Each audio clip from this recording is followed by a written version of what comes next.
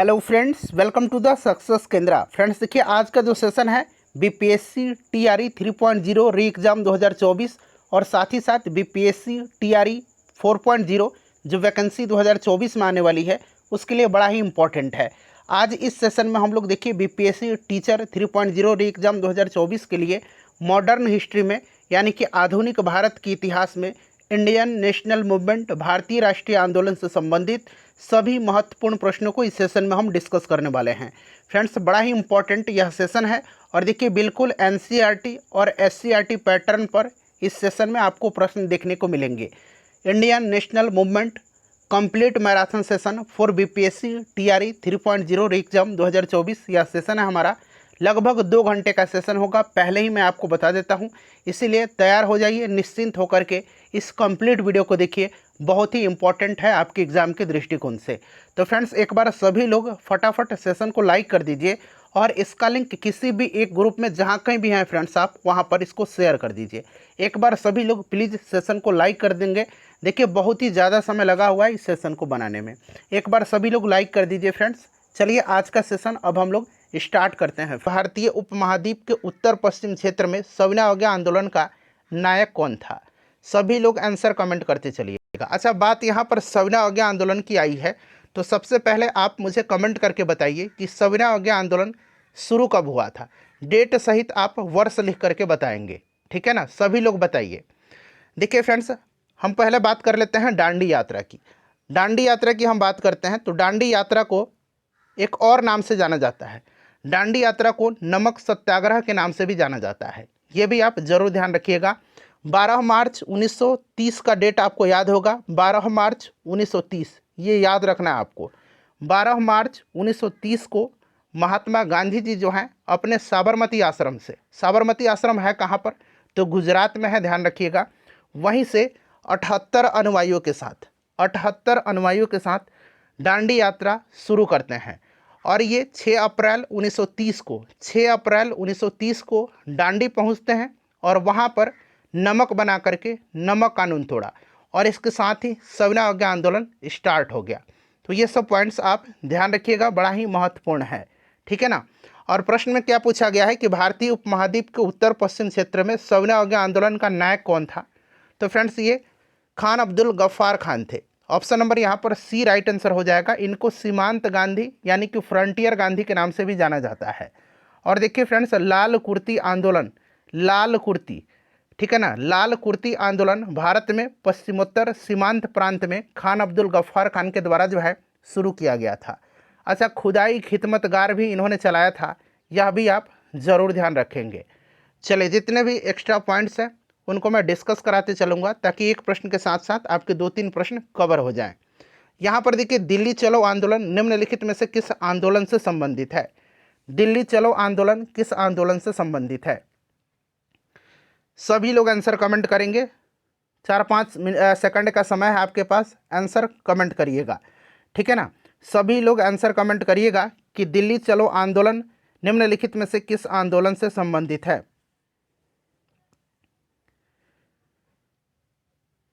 चलिए बताइए। तो फ्रेंड्स, यह व्यक्तिगत सत्याग्रह आंदोलन से संबंधित है। अच्छा, व्यक्तिगत सत्याग्रह आंदोलन जो है यह शुरू किसने किया था, ये चलाया था किसने? तो फ्रेंड्स, ये गांधी जी के द्वारा शुरू किया गया था, ठीक है ना, 1940 में, ठीक है। और इसके प्रथम सत्याग्रही कौन थे? विनोबा भावे थे, आचार्य विनोबा भावे थे। और दूसरे सत्याग्रही पंडित जवाहरलाल नेहरू थे। और तीसरे सत्याग्रही का नाम भी पूछा जाता है, ये ब्रह्मदत्त थे। तीसरे सत्याग्रही कौन थे? तो ब्रह्मदत्त थे। याद रखिएगा, ऑप्शन नंबर यहाँ पर सी राइट आंसर हो जाएगा, व्यक्तिगत सत्याग्रह, ठीक है ना।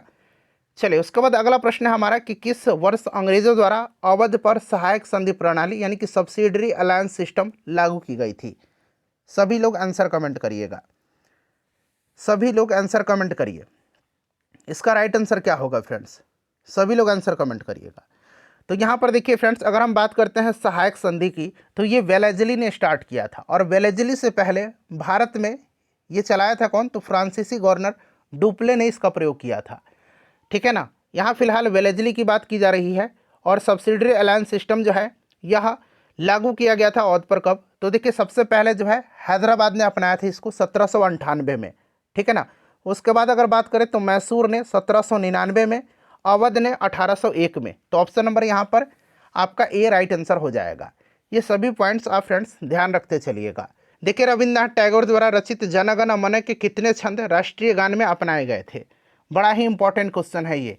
हो सकता है बहुत लोगों को ये पहली बार मिला हो प्रश्न, लेकिन बहुत ही इंपॉर्टेंट क्वेश्चन है। चलिए बताइएगा।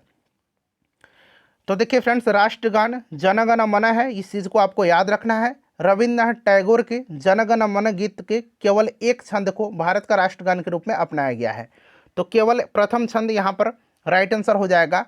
और इसे पहली बार 27 दिसंबर 1911 को भारतीय राष्ट्रीय कांग्रेस के कलकत्ता अधिवेशन में गाया गया था। जन गण मन को आधिकारिक तौर पर 24 जनवरी 1950 को भारतीय राष्ट्रगान के रूप में संविधान सभा के द्वारा अपनाया गया था। ये 2 पॉइंट हो गए। तीसरा पॉइंट याद रखेंगे कि 27 दिसंबर 2011 को जन गण मन का जो है आपका जो पहली बार गाया गया था 100 वर्ष पूरा हुआ था। तो 100 वर्ष के रूप में इसे चिन्हित किया गया था। क्लियर ना? चलिए, और राष्ट्रगान के औपचारिक गायन में 52 सेकंड का समय लगता है। आप यह भी ध्यान रखिएगा। केवल प्रथम छंद को जो है राष्ट्रगान के रूप में अपनाया गया है, इस चीज़ को आप ध्यान रखेंगे। चलिए, उसके बाद नेक्स्ट क्वेश्चन है हमारा कि अमार सोनार बांग्ला गीत रविन्द्रनाथ टैगोर ने कब लिखा था? अमार सोनार बांग्ला गीत बताइए। तो फ्रेंड्स, इसको लिखा था इन्होंने during the period of partition of Bengal and swadeshi boycott movement 1905 में। ठीक है ना? यानी कि इन्होंने इसको लिखा था बंगाल विभाजन और स्वदेशी आंदोलन का जो विरोध हो रहा था, बंगाल विभाजन का स्वदेशी आंदोलन के समय में 1905 में इन्होंने इसको लिखा था अमार सोनार बांग्ला। और यह बांग्लादेश का राष्ट्रगीत भी है, इसे भी आप ध्यान रखेंगे। तो 1905 में इन्होंने लिखा था। ऑप्शन सी राइट आंसर हो जाएगा। चलिए, उसके बाद देखेंगे अगर हम बात करें बंगाल विभाजन का, तो ये आपको पूरी तरह से पता है कि लॉर्ड कर्जन के समय 1905 में हुआ था। अच्छा, स्वदेशी आंदोलन बार बार पूछा जाता है। स्वदेशी आंदोलन चलाए जाने की घोषणा कब हुई थी? तो 7 अगस्त 1905 को कलकत्ता के टाउन हॉल में आयोजित एक विशाल बैठक में बहिष्कार प्रस्ताव पारित होने के साथ ही स्वदेशी आंदोलन की औपचारिक घोषणा की गई थी। आगे प्रश्न आपको मिलेगा। देखिए, बंगलार माटी बंगलार जल देशभक्ति गीत किसने लिखा है? बताइए राइट आंसर क्या हो जाएगा। बंगलार माटी बंगलार जल देशभक्ति गीत किसने लिखा है? तो वहीं स्वदेशी आंदोलन के दौरान बंगाल विभाजन के विरोध में कि रविन्द्रनाथ टैगोर जी ने लिखा है। Option number B right answer हो जाएगा। ये प्रश्न ऑलरेडी बीपीएससी में पिछली बार पूछा भी गया था। नेक्स्ट क्वेश्चन हमारा कि स्वदेशी आंदोलन की औपचारिक घोषणा पहली बार निम्नलिखित में से किसके माध्यम से की गई थी? स्वदेशी आंदोलन की औपचारिक घोषणा पहली बार निम्नलिखित में से किसके माध्यम से की गई थी? यहाँ प्रश्नों की संख्या बहुत ज़्यादा आपको मिलेंगे। यहाँ पर आपको बहुत ज़्यादा समय बर्बाद नहीं किया जाएगा। ऐसा नहीं 60-70 प्रश्न करवा करके और 3 घंटे का समय आपका व्यर्थ कर दिया जाए, ऐसा बिल्कुल भी नहीं होगा। चलिए बताइएगा। तो देखिए, स्वदेशी आंदोलन के बारे में मैंने अभी आपको बताया था कि 7 अगस्त 1905 को कलकत्ता के टाउन हॉल में आयोजित एक विशाल बैठक में बहिष्कार प्रस्ताव के पारित होने के साथ ही स्वदेशी आंदोलन की औपचारिक घोषणा की गई थी। औपचारिक घोषणा बहिष्कार प्रस्ताव 1905 के पारित होने के बाद। ठीक है ना? इस चीज़ को आप याद रखिएगा। और उस समय जो आपका स्वदेशी आंदोलन था, वंदे मातरम के नारे काफ़ी प्रचलित हुआ था। ठीक है ना? ये चीज़ आपको याद रखना है। चलिए, नेक्स्ट क्वेश्चन कर लेंगे। अगला प्रश्न है हमारा, और 16 अक्टूबर 1905 को बंगाल विभाजन प्रभावी हुआ था। नेक्स्ट क्वेश्चन है हमारा। नेक्स्ट क्वेश्चन है कि बहिष्कार और स्वदेशी आंदोलन के लिए कार्य करने के लिए गोल्डन लीग नामक संस्था का गठन किस स्थान पर किया गया? गोल्डन लीग का बताइएगा। गोल्डन लीग का बड़ा ही इंपॉर्टेंट क्वेश्चन है। राइट आंसर इसका क्या हो जाएगा? सभी लोग आंसर कमेंट करिएगा। तो देखिए फ्रेंड्स, 1904 में अंग्रेजों का बहिष्कार करने और बिहार में स्वदेशी आंदोलन को आगे बढ़ाने के उद्देश्य से देवघर में द गोल्डन लीग की स्थापना की गई थी। ठीक है ना? कहाँ पर? देवघर में। तो ऑप्शन नंबर यहाँ पर सी राइट आंसर हो जाएगा। गोल्डन लीग की स्थापना कहाँ पर किया गया था? तो देवघर, जो कि अब वर्तमान में झारखंड में पड़ता है। ठीक है ना? चलिए, नेक्स्ट क्वेश्चन कर लेंगे। अगला प्रश्न है हमारा कि भारत छोड़ो आंदोलन के प्रस्तावक कौन थे? भारत छोड़ो आंदोलन के प्रस्तावक कौन थे? बताइए राइट आंसर क्या हो जाएगा। भारत छोड़ो आंदोलन का प्रस्ताव जवाहरलाल नेहरू के द्वारा तैयार किया गया था, जो भारतीय राष्ट्रीय कांग्रेस के एक महत्वपूर्ण व्यक्ति थे। क्लियर ना? और आचार्य नरेंद्र देव, मौलाना अबुल कलाम आज़ाद, जेबी कृपलानी स्वतंत्रता आंदोलन के भी अभिन्न अंग थे। यहाँ पर आप देख सकते हैं उनका नाम भी दिया गया है। तो यहाँ पर राइट आंसर हो जाएगा आपका पंडित जवाहरलाल नेहरू, ठीक है ना। और महात्मा गांधी इस अवसर पर करो या मरो का भाषण दिए थे, यह भी आपको याद होगा। अच्छा, भारत छोड़ो जो है, भारत छोड़ो, भारत छोड़ो ये जो आपका शब्द है भारत छोड़ो, यह सबसे पहले किसने दिया था? तो ये आपका यूसुफ मेहर अली ने दिया है, ठीक है ना। ये अगला प्रश्न कि गांधी जी ने खाली स्थान दिया है प्रसिद्ध करो या मरो का भाषण दिया। गांधी जी ने प्रसिद्ध करो या मरो का भाषण दिया था 8 अगस्त 1942 को भारत छोड़ो आंदोलन के समय ग्वालियर टैंक से, ठीक है ना। ग्वालियर टैंक जो मैदान था वहीं से इन्होंने दिया था। तो यहाँ पर 8 अगस्त 1942 राइट आंसर हो जाएगा, ठीक है ना। अच्छा, भारत छोड़ो आंदोलन को अगस्त क्रांति भी कहा जाता है, इस चीज़ को आप याद रखिएगा। चलिए उसके बाद देखिए अगला प्रश्न करेंगे। नेक्स्ट क्वेश्चन है हमारा कि 11 अगस्त 1942 को भारत छोड़ो, थोड़ा सा मैं छोटा कर देता हूँ ताकि आपको स्पष्ट रूप से दिखाई दे। 1942 को भारत छोड़ो आंदोलन के दौरान 7 छात्रों को पटना सचिवालय के पास झंडा फहराने के दौरान पुलिस की गोलियों के द्वारा मार दिया गया था। उस जिला मजिस्ट्रेट का नाम क्या है? यहाँ उस बना लीजिए, उस जिला मजिस्ट्रेट का नाम क्या था जिसने इन छात्रों के जुलूस पर गोलीबारी करने का आदेश दिया था? चलिए, बड़ा ही महत्वपूर्ण क्वेश्चन है फ्रेंड्स, सभी लोग इसका आंसर कमेंट करिएगा, सभी लोग इसका आंसर कमेंट करिए, बहुत ही इंपॉर्टेंट क्वेश्चन है। चलिए बताएंगे इसका राइट आंसर क्या हो जाएगा। तो फ्रेंड्स ये आपके कितने छात्र शहीद हुए थे? तो 7 छात्र शहीद हुए थे। कब? तो 11 अगस्त 1942 को, ठीक है ना। इसमें 7 छात्र कौन कौन से थे? तो राजेंद्र सिंह, उमाकांत प्रसाद सिंह, रामानंद सिंह, राम गोविंद सिंह, जगपति कुमार, देवीवत चौधरी और सतीश प्रसाद झा, ठीक है ना। और इस घटना की स्मृति में घटना स्थल पर शहीद स्मारक का भी निर्माण किया गया है, ठीक है ना। इस चीज़ को आप ध्यान रखिएगा। और पूछा गया है कि जो आपका मजिस्ट्रेट था उसका नाम क्या था जिसने यह ऑर्डर दिया था? तो फ्रेंड्स उस मजिस्ट्रेट का नाम क्या था बताइए? तो राइट आंसर इसका हो जाएगा WG आर्चर। WG आर्चर, यहाँ पर ऑप्शन नंबर बी बिल्कुल करेक्ट आंसर हो जाएगा, ठीक है ना। चलिए उसके बाद नेक्स्ट क्वेश्चन है हमारा। अगला प्रश्न है फ्रेंड्स कि निम्नलिखित स्वतंत्रता सेनानियों में से किसने भारत छोड़ो आंदोलन के दौरान बंबई के ग्वालियर टैंक मैदान पर भारतीय ध्वज फहराया था? भारतीय ध्वज किसने फहराया था बताइए, राइट आंसर क्या हो जाएगा? भारत छोड़ो आंदोलन की शुरुआत 8 अगस्त 1942 को हुई थी।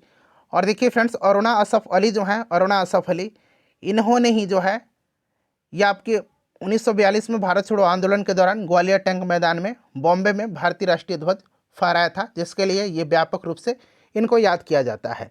अरुणा असफ अली यहाँ पर बिल्कुल करेक्ट आंसर हो जाएगा, ठीक है ना फ्रेंड्स, ध्यान रखिएगा, अरुणा असफ अली।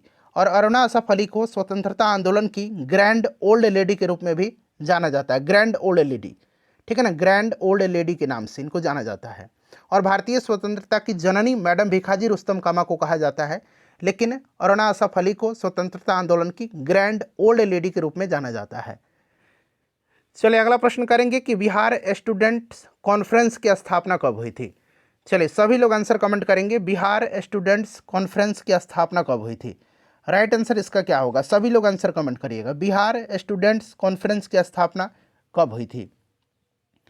तो फ्रेंड्स 1906 में हुई थी, याद रखिएगा कब हुई थी? 1906 में हुई थी बिहार स्टूडेंट्स कॉन्फ्रेंस की स्थापना, ठीक है ना। इसमें प्रमुख व्यक्तित्व का नाम याद रखेंगे, श्री कृष्ण सिंह थे, डॉक्टर राजेंद्र प्रसाद जी भी इसमें शामिल थे, ठीक है ना।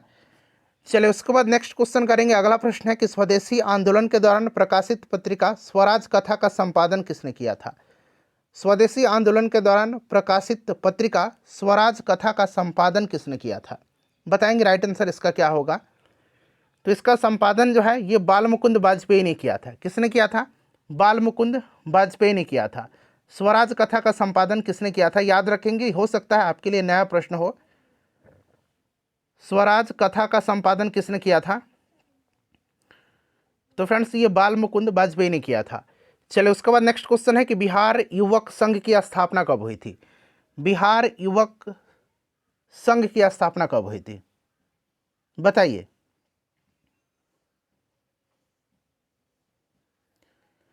राइट आंसर इसका क्या होगा? राइट आंसर इसका क्या होगा? तो फ्रेंड्स इसका करेक्ट आंसर हो जाएगा आपका 1928 में हुआ था, ठीक है ना। बिहार युवक संघ की स्थापना 1928 में हुआ था। ये VVI क्वेश्चन है, इसको आप जरूर याद रखिएगा। चलिए बिहार में लोटा विद्रोह कब हुआ था? बिहार में लोटा विद्रोह कब हुआ था? तो देखिए लोटा विद्रोह दरअसल हुआ था मुजफ्फरपुर में। कहाँ पर हुआ था? मुजफ्फरपुर में लोटा विद्रोह हुआ था। कब हुआ था ये भी प्रश्न आपसे पूछा गया है ना, तो बताइए राइट आंसर क्या होगा। लोटा विद्रोह मुजफ्फरपुर जिला में हुआ था 1856 में। उस समय जेल के जो कैदी थे उनको पीतल के स्थान पर मिट्टी का लोटा दिया जाने लगा, जिसके कारण उन्होंने विद्रोह कर दिया, इसलिए इसका नाम पड़ा लोटा विद्रोह। चलिए उसके बाद अगला प्रश्न है कि 1942 में बिहार के किस जिला को अपराधी जिला घोषित किया गया था? 1942 में बिहार के किस जिला को अपराधी जिला घोषित किया गया था? तो फ्रेंड्स 1942 में सारण को अपराधी जिला घोषित किया गया था। किसको? सारण को किया गया था। क्लियर ना? सारण को किया गया था भारत छोड़ो आंदोलन के दौरान। अच्छा, सविना अवज्ञा आंदोलन के दौरान छपरा जेल, ये भी बड़ा फेमस रहा था। सविना अवज्ञा आंदोलन के दौरान छपरा जेल में जो है नग्न हड़ताल का आयोजन किया गया था। कब? तो सविना अवज्ञा आंदोलन के दौरान, ठीक है ना। और भारत छोड़ो आंदोलन के दौरान अपराधी जिला सारण को घोषित किया गया था। ये दोनों पॉइंट्स आप याद रखिएगा, ठीक है ना फ्रेंड्स। चलिए आगे बढ़ेंगे, अगला प्रश्न कर लेंगे कि भारत छोड़ो आंदोलन के दौरान सुल्तानपुर में समानांतर सरकार की स्थापना किसके नेतृत्व में हुआ था? तो फ्रेंड्स देखिए भागलपुर में ऑलरेडी प्रश्न बन चुका है बीपीएससी टीआरई में कि भागलपुर में किसके नेतृत्व में हुआ था? तो सियाराम के नेतृत्व में हुआ था, ठीक है ना। और सुल्तानपुर में जगलाल चौधरी के नेतृत्व में हुआ था। जगलाल चौधरी यहाँ पर राइट आंसर हो जाएगा।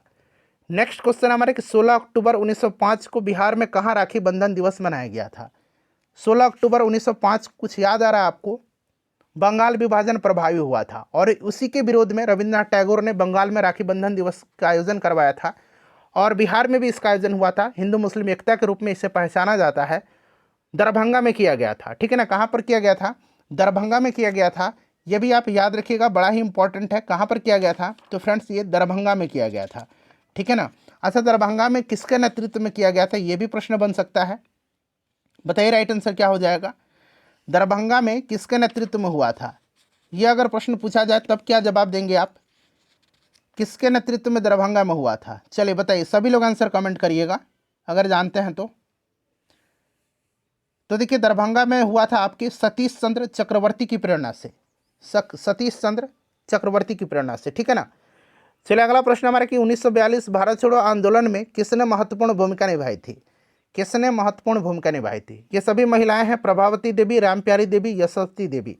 तो यहाँ पर देखिए प्रभावती देवी जो है ये आपके जयप्रकाश नारायण की धर्मपत्नी हैं और इन्होंने भी आपको जो भारत छोड़ो आंदोलन था उसमें महत्वपूर्ण भूमिका निभाई थी।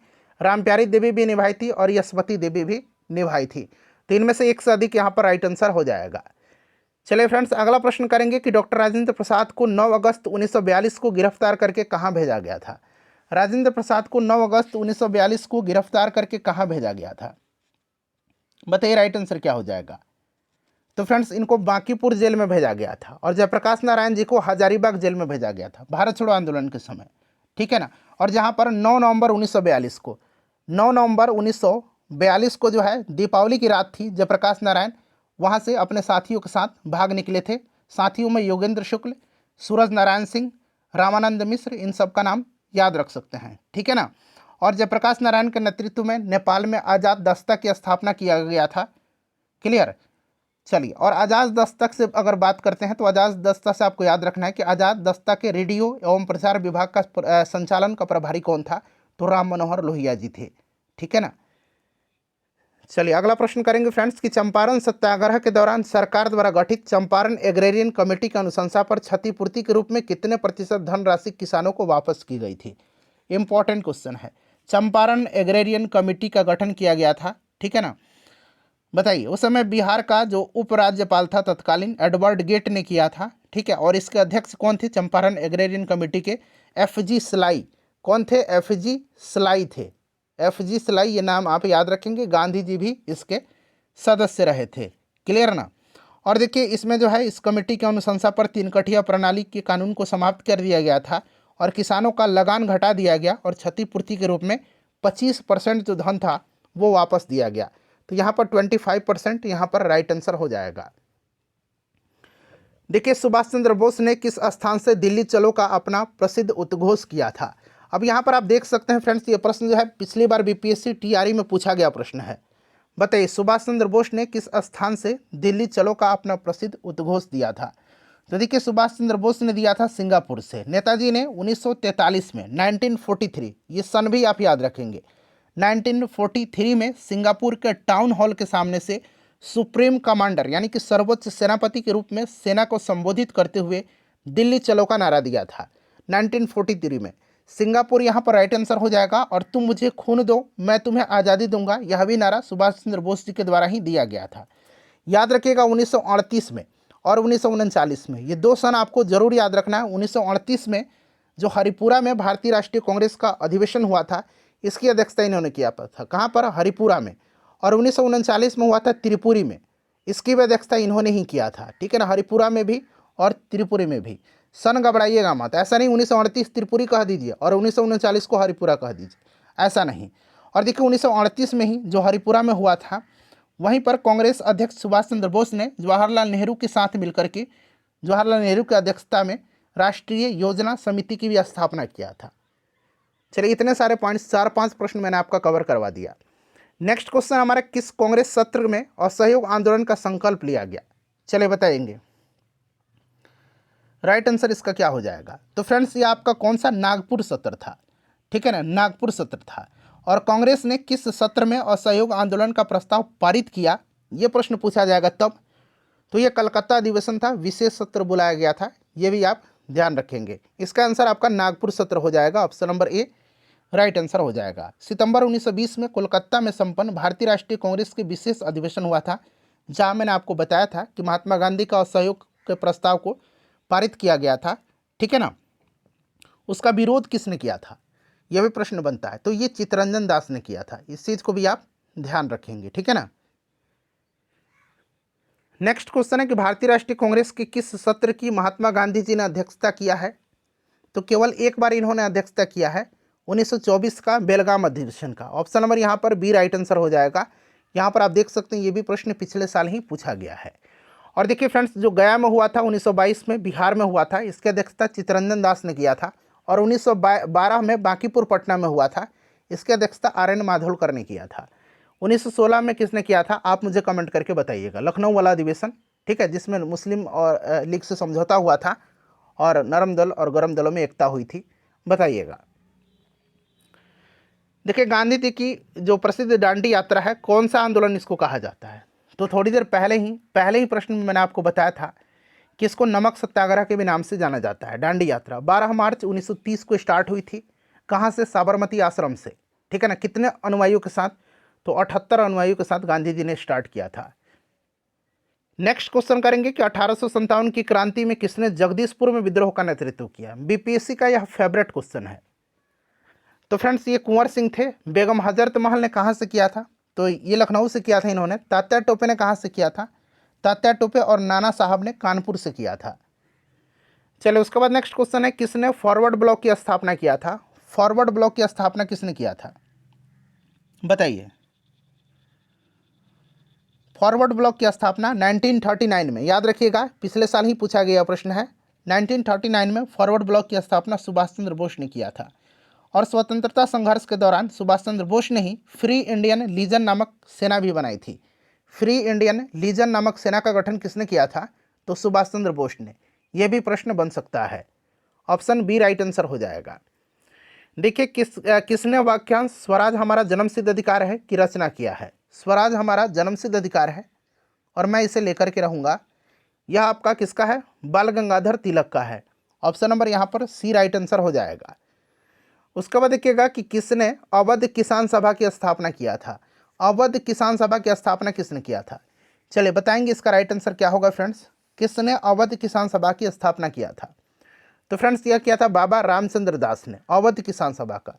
अच्छा एक नाम आपके मन में जरूर आ रहा होगा, विद्यानंद। ठीक है ना, स्वामी विद्यानंद। स्वामी विद्यानंद और स्वामी सहजानंद सरस्वती तो आपको पता ही है, अखिल भारतीय किसान संघ की स्थापना किया था इन्होंने, किसान सभा की स्थापना। ठीक है ना। लेकिन स्वामी विद्यानंद वाला प्रश्न जब भी बीपीएससी पूछता है ना, तो थोड़ा सा कन्फ्यूजन होता है। यहाँ पर मैं आपको क्लियर कर देता हूँ। देखिए स्वामी विद्यानंद जी जो थे, इन्होंने 1919-20 में दरभंगा में किसान आंदोलन का नेतृत्व किया था। प्रश्न बनता है कि वर्ष 1919-20 में दरभंगा किसान आंदोलन के प्रमुख नेता कौन थे? बीपीएससी पूछता है तो अधिकतर छात्र जो है स्वामी सहजानंद सरस्वती पर लगा देते हैं, ठीक है ना, लेकिन इसका आंसर होगा स्वामी विद्यानंद, याद रखेंगे आप। चलिए फ्रेंड्स, नेक्स्ट क्वेश्चन हमारा कि आनंद मठ की रचना किसने की है, बड़ा ही इंपॉर्टेंट है। आनंद मठ की रचना किसने किया है, और इसी में सन्यासी विद्रोह का भी उल्लेख है आनंद मठ में ही। बंकिम चंद्र चट्टोपाध्याय ने है किया है, ऑप्शन नंबर यहाँ पर सी राइट आंसर हो जाएगा। देखिए 1917 में कोलकाता में प्रथम भारतीय जूट मिल की स्थापना किसने किया था। वीवीआई क्वेश्चन है ये आपके एग्जाम के लिए। चलिए बताइए, कहीं ना कहीं पूछ लिया जाएगा, किसी न किसी कक्षा में पूछ लिया जाएगा यहाँ। 1917 में कोलकाता में प्रथम भारतीय जूट की स्थापना जो है यह किया था सेठ हुकुमचंद ने। किसने किया था, सेठ हुकुमचंद ने किया था।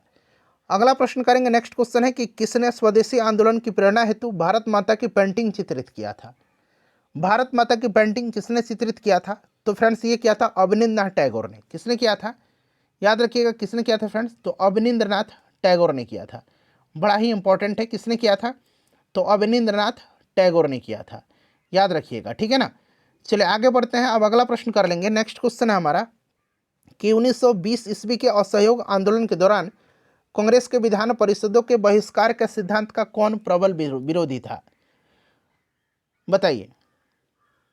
तो देखिए इसमें से अगर हम बात करते हैं फ्रेंड्स, तो इसके प्रबल विरोधी पूछा जा रहा है, तो मेरे हिसाब से अगर हम बात करें तो मैं आपको बता देना चाहता हूं कि इसमें कांग्रेस के वरिष्ठ नेता और पंजाब के प्रांतीय अध्यक्ष जो रहे थे वो ये मानते थे कि विधान परिषद में भागीदारी करके कांग्रेस ब्रिटिश सरकार के साथ सहयोग कर रही है, और उन्होंने कहा कि विधान परिषद एक ढोंग है और इससे भारतीय स्वतंत्रता आंदोलन को कोई भी लाभ नहीं होगा।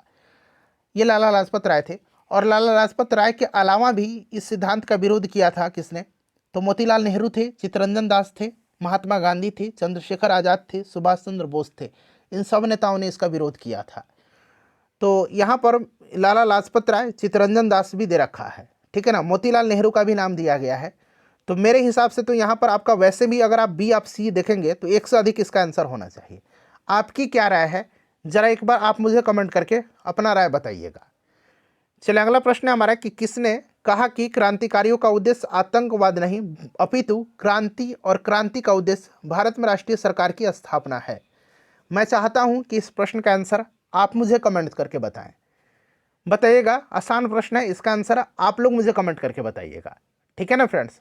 चलिए उसके बाद देखिएगा कि Gandhi in his time and hours, अंग्रेजी में लिख दूं क्या, Gandhi in his time and hours, ठीक है ना। यह लिखी गई है किसके द्वारा, तो यह लिखा है डेविड हार्डीमैन के द्वारा। डेविड हार्डीमैन के द्वारा यह लिखी गई है। ऑप्शन नंबर ए यहाँ पर बिल्कुल राइट आंसर होगा। चलिए उसके बाद देखिएगा कि झारखंड क्षेत्र में उलगुलान विद्रोह के नायक कौन थे। उलगुलान विद्रोह के नायक कौन थे, चलिए बताइएगा। उलगुलान विद्रोह, मुंडा विद्रोह, आपको याद है ना, बिरसा मुंडा थे। ऑप्शन नंबर यहाँ पर ए राइट आंसर हो जाएगा, बिरसा मुंडा। चलिए फ्रेंड्स नेक्स्ट क्वेश्चन है कि भागीरथ मांझी के नेतृत्व में सफाहर आंदोलन किस जनजाति से संबंधित है, बताइएगा। सफाहर आंदोलन जो है यह किस जनजाति से संबंधित है, तो देखिए फ्रेंड्स यह भागीरथ मांझी के नेतृत्व में हुआ था सफाहर आंदोलन। 1868 में संथालों के नेतृत्व में जो है यह आंदोलन भागीरथ मांझी के द्वारा शुरू किया गया था। तो यहाँ पर संथाल यहाँ पर राइट आंसर हो जाएगा। चलिए उसके बाद देखिएगा कि औपनिवेशिक शासन में भारत में कौन सी राजस्व प्रणाली लागू थी। औपनिवेशिक शासन में भारत में कौन सी राजस्व प्रणाली लागू थी, चलिए बताइएगा इसका राइट आंसर क्या होगा। तो फ्रेंड्स यहाँ पर आप देख सकते हैं अस्थाई बंदोबस्त, ठीक है ना, रैयतवाड़ी बंदोबस्त और महालवाड़ी बंदोबस्त, ठीक है ना। ये सभी राजस्व की प्रणालियाँ जो थी ये आपके औपनिवेशिक शासनकाल में भारत में ये लागू थी, इसलिए यहाँ से ऑप्शन नंबर डी हो जाएगा उपयुक्त से 1 से अधिक, ठीक है ना। चलिए फ्रेंड्स अगला प्रश्न करेंगे कि फैजाबाद में 1857 के विद्रोह का नेतृत्व किसने किया था। फैजाबाद में किसने किया था, तो देखिए फैजाबाद में जो है किसने किया था, बताइए। देखिए खान बहादुर खान ने कहाँ से किया था, बरेली से किया था। लियाकत अली ने कहाँ से किया था, इलाहाबाद से किया था। और मौलवी अहमदुल्ला ने फैजाबाद से किया था।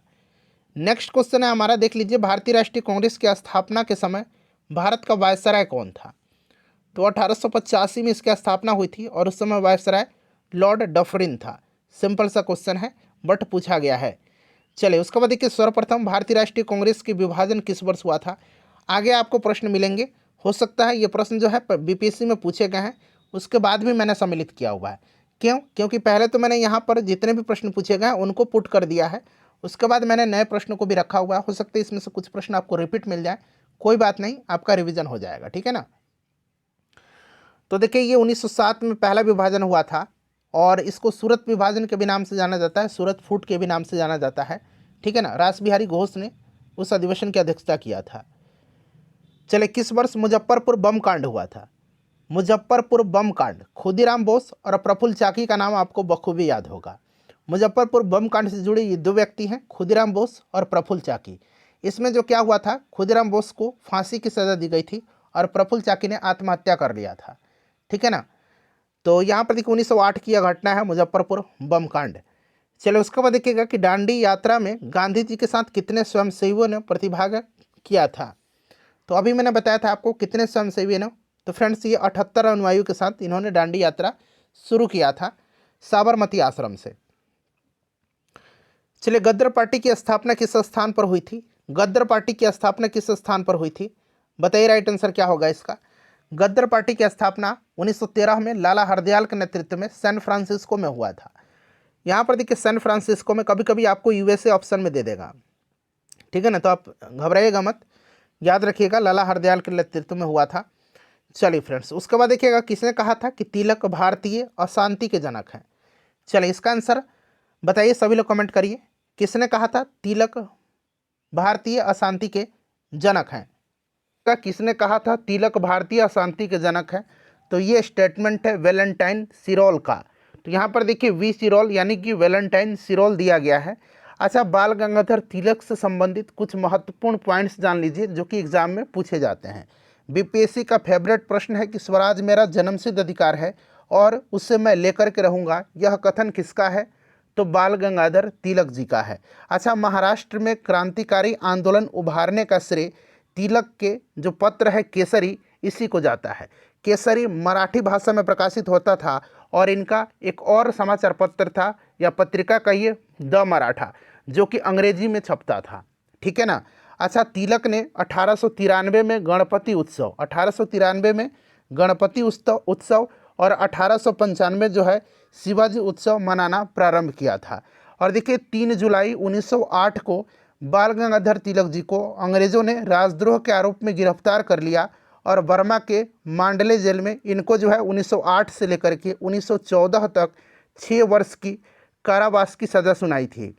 और देखिए इनकी पुस्तक है आर्कटिक होम ऑफ आर्यंस, एक बार मैं और रिपीट करता हूँ, आर्कटिक होम ऑफ आर्यंस और गीता रहस्य। इनकी बड़ी ही महत्वपूर्ण उल्लेखनीय कृतियाँ हैं ये, कौन सी, तो आर्कटिक होम ऑफ आर्यंस और गीता रहस्य।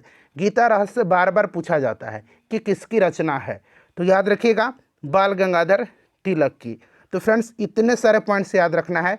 और इनकी मृत्यु जो हुई थी 1 अगस्त 1920 को हुई थी और इसी दिन जो है असहयोग आंदोलन स्टार्ट हुआ था। चलिए देखिए नेक्स्ट क्वेश्चन हमारा कि लॉर्ड हार्डिंग ने बंगाल विभाजन किस वर्ष रद्द किया था। अच्छा, बंगाल विभाजन 1905 में लॉर्ड कर्जन के समय में हुआ था। ये चीज़ तो आपको पहले से भी पता है और आगे बंगाल विभाजन के बारे में मैं आपको डिटेल में डिस्कस कराने वाला हूँ। तो देखिए लॉर्ड हार्डिंग ने बंगाल विभाजन किस वर्ष रद्द किया था। तो देखिए लॉर्ड हार्डिंग के समय में ब्रिटेन के राजा जॉर्ज पंचम भारत आए थे। कौन? जॉर्ज पंचम भारत आए थे। देखिए 12 दिसंबर 1911 को, 12 दिसंबर 1900 यहाँ मैं लिख देता हूँ, 12 दिसंबर 1911 को दिल्ली में एक भव्य दरबार का आयोजन हुआ था, ठीक है। और यहाँ पर बंगाल विभाजन को रद्द करने की घोषणा की गई और भारत की राजधानी कलकत्ता से दिल्ली स्थानांतरित करने की घोषणा की गई। और 1912 में दिल्ली भारत की राजधानी बनी थी। घोषणा 1911 में हुई थी लेकिन 1912 में दिल्ली भारत की राजधानी बनी थी, ठीक है ना। ये पॉइंट आप जरूर याद रखिएगा, ठीक है ना। तो राइट आंसर बंगाल विभाजन को किस वर्ष रद्द किया गया था? 1911 में। अच्छा, ये जो लॉर्ड हार्डिंग था इसका कार्यकाल 1910 से लेकर के 1916 तक रहा था, ठीक है ना, ये भी याद रखिएगा। अच्छा देखिए 23 दिसंबर 1912 को, 23 दिसंबर 1912 को, ठीक है ना, लॉर्ड हॉर्डिंग पर दिल्ली में बम फेंका गया था और इस कांड में भाई बाल मुकुंद को फांसी की सज़ा दी गई थी। और देखिए लॉर्ड हॉर्डिंग के समय में ही प्रथम विश्व युद्ध प्रारंभ हुआ था। तो ये सारे पॉइंट्स फ्रेंड मैं आपको बताते चल रहा हूँ ताकि आपके एक प्रश्न के साथ साथ 4-5 प्रश्न कवर होते चलें। चलिए सेशन को सभी लोग लाइक ज़रूर करिएगा फ्रेंड्स। 4-5 घंटा का समय लगा हुआ है इसको तैयार करने में। देखिए निम्नलिखित में से किसने स्वदेशी आंदोलन का नेतृत्व दिल्ली में किया था। अतः स्वदेशी आंदोलन की अगर हम बात करते हैं तो स्वदेशी आंदोलन जो हुआ था फ्रेंड्स, ये आपको याद होगा कि बंगाल विभाजन के विरोध में हुआ था। 7 अगस्त 1905 को कलकत्ता के टाउन हॉल में स्वदेशी आंदोलन चलाने की घोषणा की गई थी। 16 अक्टूबर 1905 को बंगाल विभाजन प्रभावी हुआ था, ठीक है ना। और देखिए फ्रेंड्स, स्वदेशी आंदोलन में वंदे मातरम, विभाजन नहीं चाहिए और बंगाल एक है इत्यादि नारे लगाए गए थे। और देखिए स्वदेशी आंदोलन का नेतृत्व दिल्ली में जो किया था सैयद हैदर रजा ने किया था, ठीक है ना। वहीं अगर आपसे पूछा जाए कि पूना और बॉम्बे में किसने किया था तो बाल गंगाधर तिलक ने किया था। क्लियर। लाला लाजपत राय और अजीत सिंह ने पंजाब में किया था और मद्रास में चिदम्बरम पिल्लई ने किया था। ये सारे पॉइंट्स आप ज़रूर ध्यान रखिएगा फ्रेंड्स, सारे के सारे महत्वपूर्ण हैं। और देखिए एनसीईआरटी क्लास 9th और क्लास 10th का हिस्ट्री और ज्योग्राफी मैंने कवर कराया हुआ है। 1912 यहाँ पर देख लीजिए 1992 से लेकर के पिछले बार जो ट्री हुआ था 2.0 वहाँ तक जितने भी प्रश्न पूछे गए हैं मैंने आपको मॉडर्न हिस्ट्री का अलग कराया हुआ 3 घंटे का क्लास है वो देखिएगा। आपको ज्योग्राफी कराया हुआ है, साइंस में मैंने फिजिक्स केमिस्ट्री बायोलॉजी को अलग अलग कराया हुआ है, बिहार हिस्ट्री भी कराया हुआ है, बहुत सारे वीडियोज़ मैंने कराए हुए हैं। सबका मैंने प्लेलिस्ट बना दिया है, लिंक आपको डिस्क्रिप्शन बॉक्स में मिल जाएगा और कमेंट बॉक्स में भी मिल जाएगा। आप ऊपर देख रहे हैं चार्ट के ऊपर, वहाँ पर भी आपको लिंक दिख रहा होगा, आप सभी वीडियोज़ को देखिएगा। चलिए नेक्स्ट क्वेश्चन है हमारा कि निम्नलिखित में से किस आंदोलन के कारण भारतीय राष्ट्रीय कांग्रेस का विभाजन हुआ जिसके कारण नरम और गरम दल का उद्भव हुआ था। निम्नलिखित में से किस आंदोलन के कारण भारतीय राष्ट्रीय कांग्रेस का विभाजन हुआ जिसके कारण नरम दल और गरम दल का उद्भव हुआ था, बताएंगे। सभी लोग आंसर कमेंट करते चलिएगा। तो देखिए ये हुआ था स्वदेशी आंदोलन के कारण। स्वदेशी आंदोलन चलाने के तरीके को लेकर के कांग्रेस 1907 ईस्वी में सूरत अधिवेशन में उग्रवादी यानी कि गरम और उदारवादी यानी कि नरम दल में विभाजित हो गई थी 1907 के सूरत अधिवेशन में, ठीक है ना, जिसकी अध्यक्षता रास बिहारी घोष ने किया था। चलिए नेक्स्ट क्वेश्चन है हमारा कि मुजफ्फरपुर में किंग्सफोर्ड की हत्या का प्रयास कब किया गया था। मुजफ्फरपुर में किंग्सफोर्ड की हत्या का प्रयास कब किया गया था। देखिए ये प्रयास किया था प्रफुल्ल चाकी और खुदीराम बोस ने। प्रफुल्ल चाकी और खुदीराम बोस ने 30 अप्रैल 1908 को 30 अप्रैल 1908 को जो है मुजफ्फरपुर के जज किंग्सफोर्ड की हत्या का प्रयत्न किया और गलती से बम जो है यह कैनेडी की गाड़ी पर जाकर के गिरा, ठीक है, किंग्सफोर्ड की गाड़ी पर ना जाकर के कैनेडी की गाड़ी पर गिरा था। और इसके चलते जो है उसमें जो है 2 महिलाएं थीं, उनका मृत्यु हुई थी। और इसके लिए जो क्या हुआ था तो देखिए 11 अगस्त 1908 को, डेट बड़ा ही महत्वपूर्ण है, 11 अगस्त 1908 को खुदीराम बोस को फांसी होती है और प्रफुल्ल चाकी ने आत्महत्या कर लिया। 1908 यहाँ पर राइट आंसर हो जाएगा। चलो उसके बाद देखिएगा कि राजनीतिक स्वतंत्रता राष्ट्र की प्राणवायु है, यह कथन किसका है। हमने बीपीएससी TRE 2.0 में हिस्ट्री वाले सेक्शन में देखा था कि स्टेटमेंट वाला प्रश्न पूछा गया था। तो यहाँ पर राजनीतिक स्वतंत्रता राष्ट्र की प्राणवायु है, ये स्टेटमेंट किसका है, चलिए बताइएगा। तो फ्रेंड्स ये स्टेटमेंट जो है यह अरविंद घोष का है, ठीक है ना। अच्छा, अरविंद घोष की एक पुस्तक है लाइफ डिवाइन। लाइफ डिवाइन किसकी रचना है पूछा जाता है। लाइफ डिवाइन किसकी रचना है, लाइफ डिवाइन, तो यह अरविंद घोष की रचना है, ठीक है ना। चलिए नेक्स्ट क्वेश्चन कर लेंगे कि एनी बेसेंट कांग्रेस के अध्यक्ष कब निर्वाचित हुई थी। एनी बेसेंट कांग्रेस की अध्यक्ष कब निर्वाचित हुई थी। अच्छा, एनी बेसेंट की कॉमनवेल्थ और न्यू इंडिया, याद रखिएगा कॉमनवेल्थ और न्यू इंडिया, इसका संपादन किसने किया था तो एनी बेसेंट ने किया था, ठीक है ना फ्रेंड्स, बड़ा ही महत्वपूर्ण है, याद रखिएगा। और देखिए एनी बेसेंट कांग्रेस के अध्यक्ष बनने वाली पहली महिला थी, पहली महिला, और पहली भारतीय महिला जो थी ये सरोजनी नायडू थी।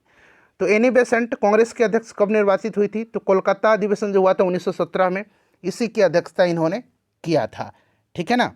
चलिए उसके बाद देखिए लखनऊ अधिवेशन 1916, इसकी अध्यक्षता किसने किया था बताइए। तो अंबिका चरण मजूमदार ने किया था। और अमृतसर अधिवेशन 1919 की अध्यक्षता किसने किया था? तो मोतीलाल नेहरू ने किया था। क्लियर ना? चलिए नेक्स्ट क्वेश्चन कर लेंगे। अगला प्रश्न हमारा कि अलीपुर बम कांड में अरविंद घोष का बचाव किस वकील ने किया था? यहाँ किस बना लीजिए, किस वकील ने किया था? तो 1908 की ये घटना है, ठीक है ना। और अरविंद घोष का बचाव जो किया था ये CR दास ने किया था, चित्तरंजन दास ने किया था। अच्छा, चित्तरंजन दास से संबंधित प्रश्न बनता है 1922 का जो गया अधिवेशन हुआ था बिहार में, भारतीय राष्ट्रीय कांग्रेस का दूसरा अधिवेशन था गया में, इसकी अध्यक्षता चित्तरंजन दास ने किया था, ठीक है ना। चलिए नेक्स्ट क्वेश्चन है हमारा 1916 में मुस्लिम लीग और कांग्रेस के बीच किसने समझौता कराया था? सभी लोग आंसर कमेंट करिए। 1916 में मुस्लिम लीग और कांग्रेस के बीच किसने समझौता कराया था? तो फ्रेंड्स देखिए 1916 में मुस्लिम लीग और कांग्रेस के बीच जो समझौता कराया था ये एनी बेसेंट और बाल गंगाधर तिलक के प्रयत्न से, ठीक है ना। तो बाल गंगाधर तिलक और एनी बेसेंट दोनों नाम दिया गया है, तो एक से अधिक यहाँ पर राइट आंसर हो जाएगा। 1916 का लखनऊ अधिवेशन हुआ था, इसमें आपके गरम दल और नरम दल में एकता हो गई थी और मुस्लिम लीग से समझौता हुआ था। अंबिका चरण मजूमदार इसकी अध्यक्षता किए थे।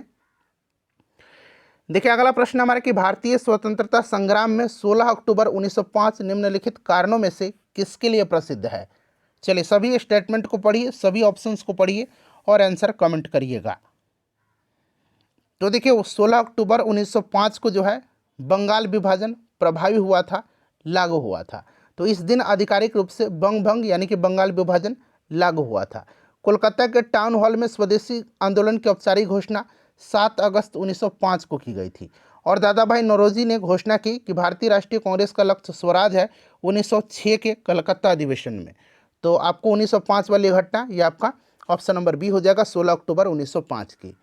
चलिए उसके बाद नेक्स्ट क्वेश्चन है हमारा कि निम्नलिखित में से वह कौन था जो काकोरी षड्यंत्र कांड में फांसी की सजा से बच गया था? काकोरी षड्यंत्र कांड, काकोरी ट्रेन एक्शन इसका नया नाम दिया गया है, ठीक है ना। और देखिए यह घटना हुई थी कब? तो 9 अगस्त 1925 को, बड़ा ही इंपॉर्टेंट है। 9 अगस्त 1925 की यह घटना है काकोरी ट्रेन एक्शन, जब रेलगाड़ी से सरकारी खजाना सहारनपुर से लखनऊ की ओर जा रही थी, जिसको काकोरी नामक स्टेशन पर लूटा गया था। और इस खजाने को लूटने का जो विचार था ये रामप्रसाद बिस्मिल जी का था। और देखिए रामप्रसाद बिस्मिल, राजेंद्र लाहिड़ी, रोशन सिंह और अशफाक उल्ला खां को जो है 1927 में फांसी दे दी गई थी, 1927 में। सचिंद्र सन्याल को आजीवन कारावास की सजा दी गई थी और मनमथ नाथ गुप्ता को 14 वर्ष की कैद दिया गया था। तो देखिए अशफाक उल्ला खां, राजेंद्र लाहिड़ी, रामप्रसाद बिस्मिल और एक और नाम बताया था मैंने रोशन सिंह, इनको फांसी की सज़ा दी गई थी, ठीक है ना। और सचिंद्र सन्याल को आजीवन कारावास की सज़ा दी गई थी और मनमथ नाथ गुप्ता को 14 वर्ष की कैद हुई थी। तो पूछा गया है कि फांसी की सज़ा से बच गया था, तो चूंकि इन लोगों को फांसी की सज़ा दी गई थी इसीलिए कोई नहीं इसका राइट आंसर हो जाएगा। देखिए नेक्स्ट क्वेश्चन है कि निम्नलिखित में से किस एक ने 1916 में लखनऊ में आयोजित भारतीय राष्ट्रीय कांग्रेस के अधिवेशन में अध्यक्षता किया था? तो मैं बार बार बता रहा हूं, और ये 1916 का अधिवेशन जो है बड़ा ही इंपॉर्टेंट है। इसी अधिवेशन में महात्मा गांधी जी से राजकुमार शुक्ल मिले थे और गांधी जी को चंपारण के जो नील कृषक थे, नील किसान थे, उनकी दशा की तरफ गांधी जी का ध्यान आकर्षित किया था और गांधी जी को चंपारण आने का निमंत्रण दिया था, ठीक है ना। चंपारण मुद्दा वहीं पर 1916 में पहली बार उठा था। गांधी जी चंपारण 1917 में आए और चंपारण सत्याग्रह चलाए थे, आपको भी पता है। तो यहाँ पर आपका अंबिका चरण मजूमदार, AC मजूमदार। देखिए नेक्स्ट क्वेश्चन है हमारा फ्रेंड्स, और प्लीज़ एक बार सभी लोग जल्दी से सेशन को लाइक कर दीजिए फ्रेंड्स।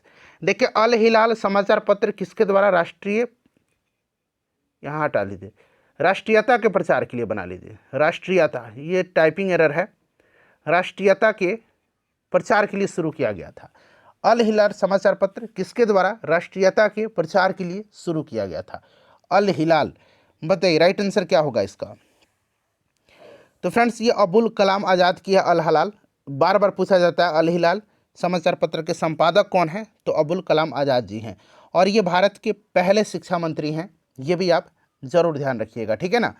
चलिए आगे बढ़ेंगे। नेक्स्ट क्वेश्चन हमारा कि भारतीय इतिहास में 1912 का ऐतिहासिक महत्व क्या था? 1912 का ऐतिहासिक महत्व क्या था? तो बंगाल विभाजन देखिए 1905 में हुआ था। राजधानी का कलकत्ता से दिल्ली स्थानांतरण बिल्कुल सही है, क्योंकि 1911 में घोषणा किया गया था कि राजधानी दिल्ली जाएगी और राजधानी को 1912 में कलकत्ता से दिल्ली स्थानांतरित किया गया था। ऑप्शन बी बिल्कुल राइट आंसर हो जाएगा। भारतीय राष्ट्रीय कांग्रेस के गरम दल और नरम दल का एकीकरण जो है 1916 में हुआ था, ठीक है ना। तो ऑप्शन नंबर यहाँ पर बी राइट आंसर हो जाएगा। देखिए, बंगाल विभाजन के विरुद्ध विद्रोह का नेतृत्व किसने किया था, बताइए। राइट आंसर क्या हो जाएगा, बंगाल विभाजन की विरुद्ध जो विद्रोह हुआ था इसका नेतृत्व किसने किया था। तो फ्रेंड्स, ये नेतृत्व किया था सुरेंद्रनाथ बनर्जी ने। सुरेंद्रनाथ बनर्जी ने किया था। और देखिए, सुरेंद्रनाथ बनर्जी की एक पुस्तक है a nation in making. A nation in making, याद रखिएगा, ठीक है ना, ए नेशन इन मेकिंग। अच्छा, 1902 का अहमदाबाद का जो भारतीय राष्ट्रीय कांग्रेस का अधिवेशन था 1902 का अहमदाबाद का, इसी की अध्यक्षता सुरेंद्रनाथ बनर्जी जी ने किया था, ठीक है।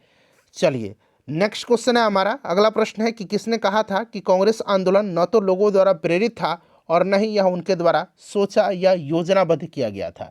यह ऑलरेडी बीपीएससी में प्रश्न पूछ लिया गया है और बीपीएससी ने जो है 47वीं बीपीएससी में यह प्रश्न पूछा था और इसका आंसर लाला लाजपत राय दिया है। अब आप लोग मत कहिएगा कि सर सैयद अहमद खान होगा, क्योंकि जो बीपीएससी आंसर दिया है वही मैं आपको बता रहा हूँ। ऑप्शन नंबर यहाँ पर सी राइट आंसर दिया गया है।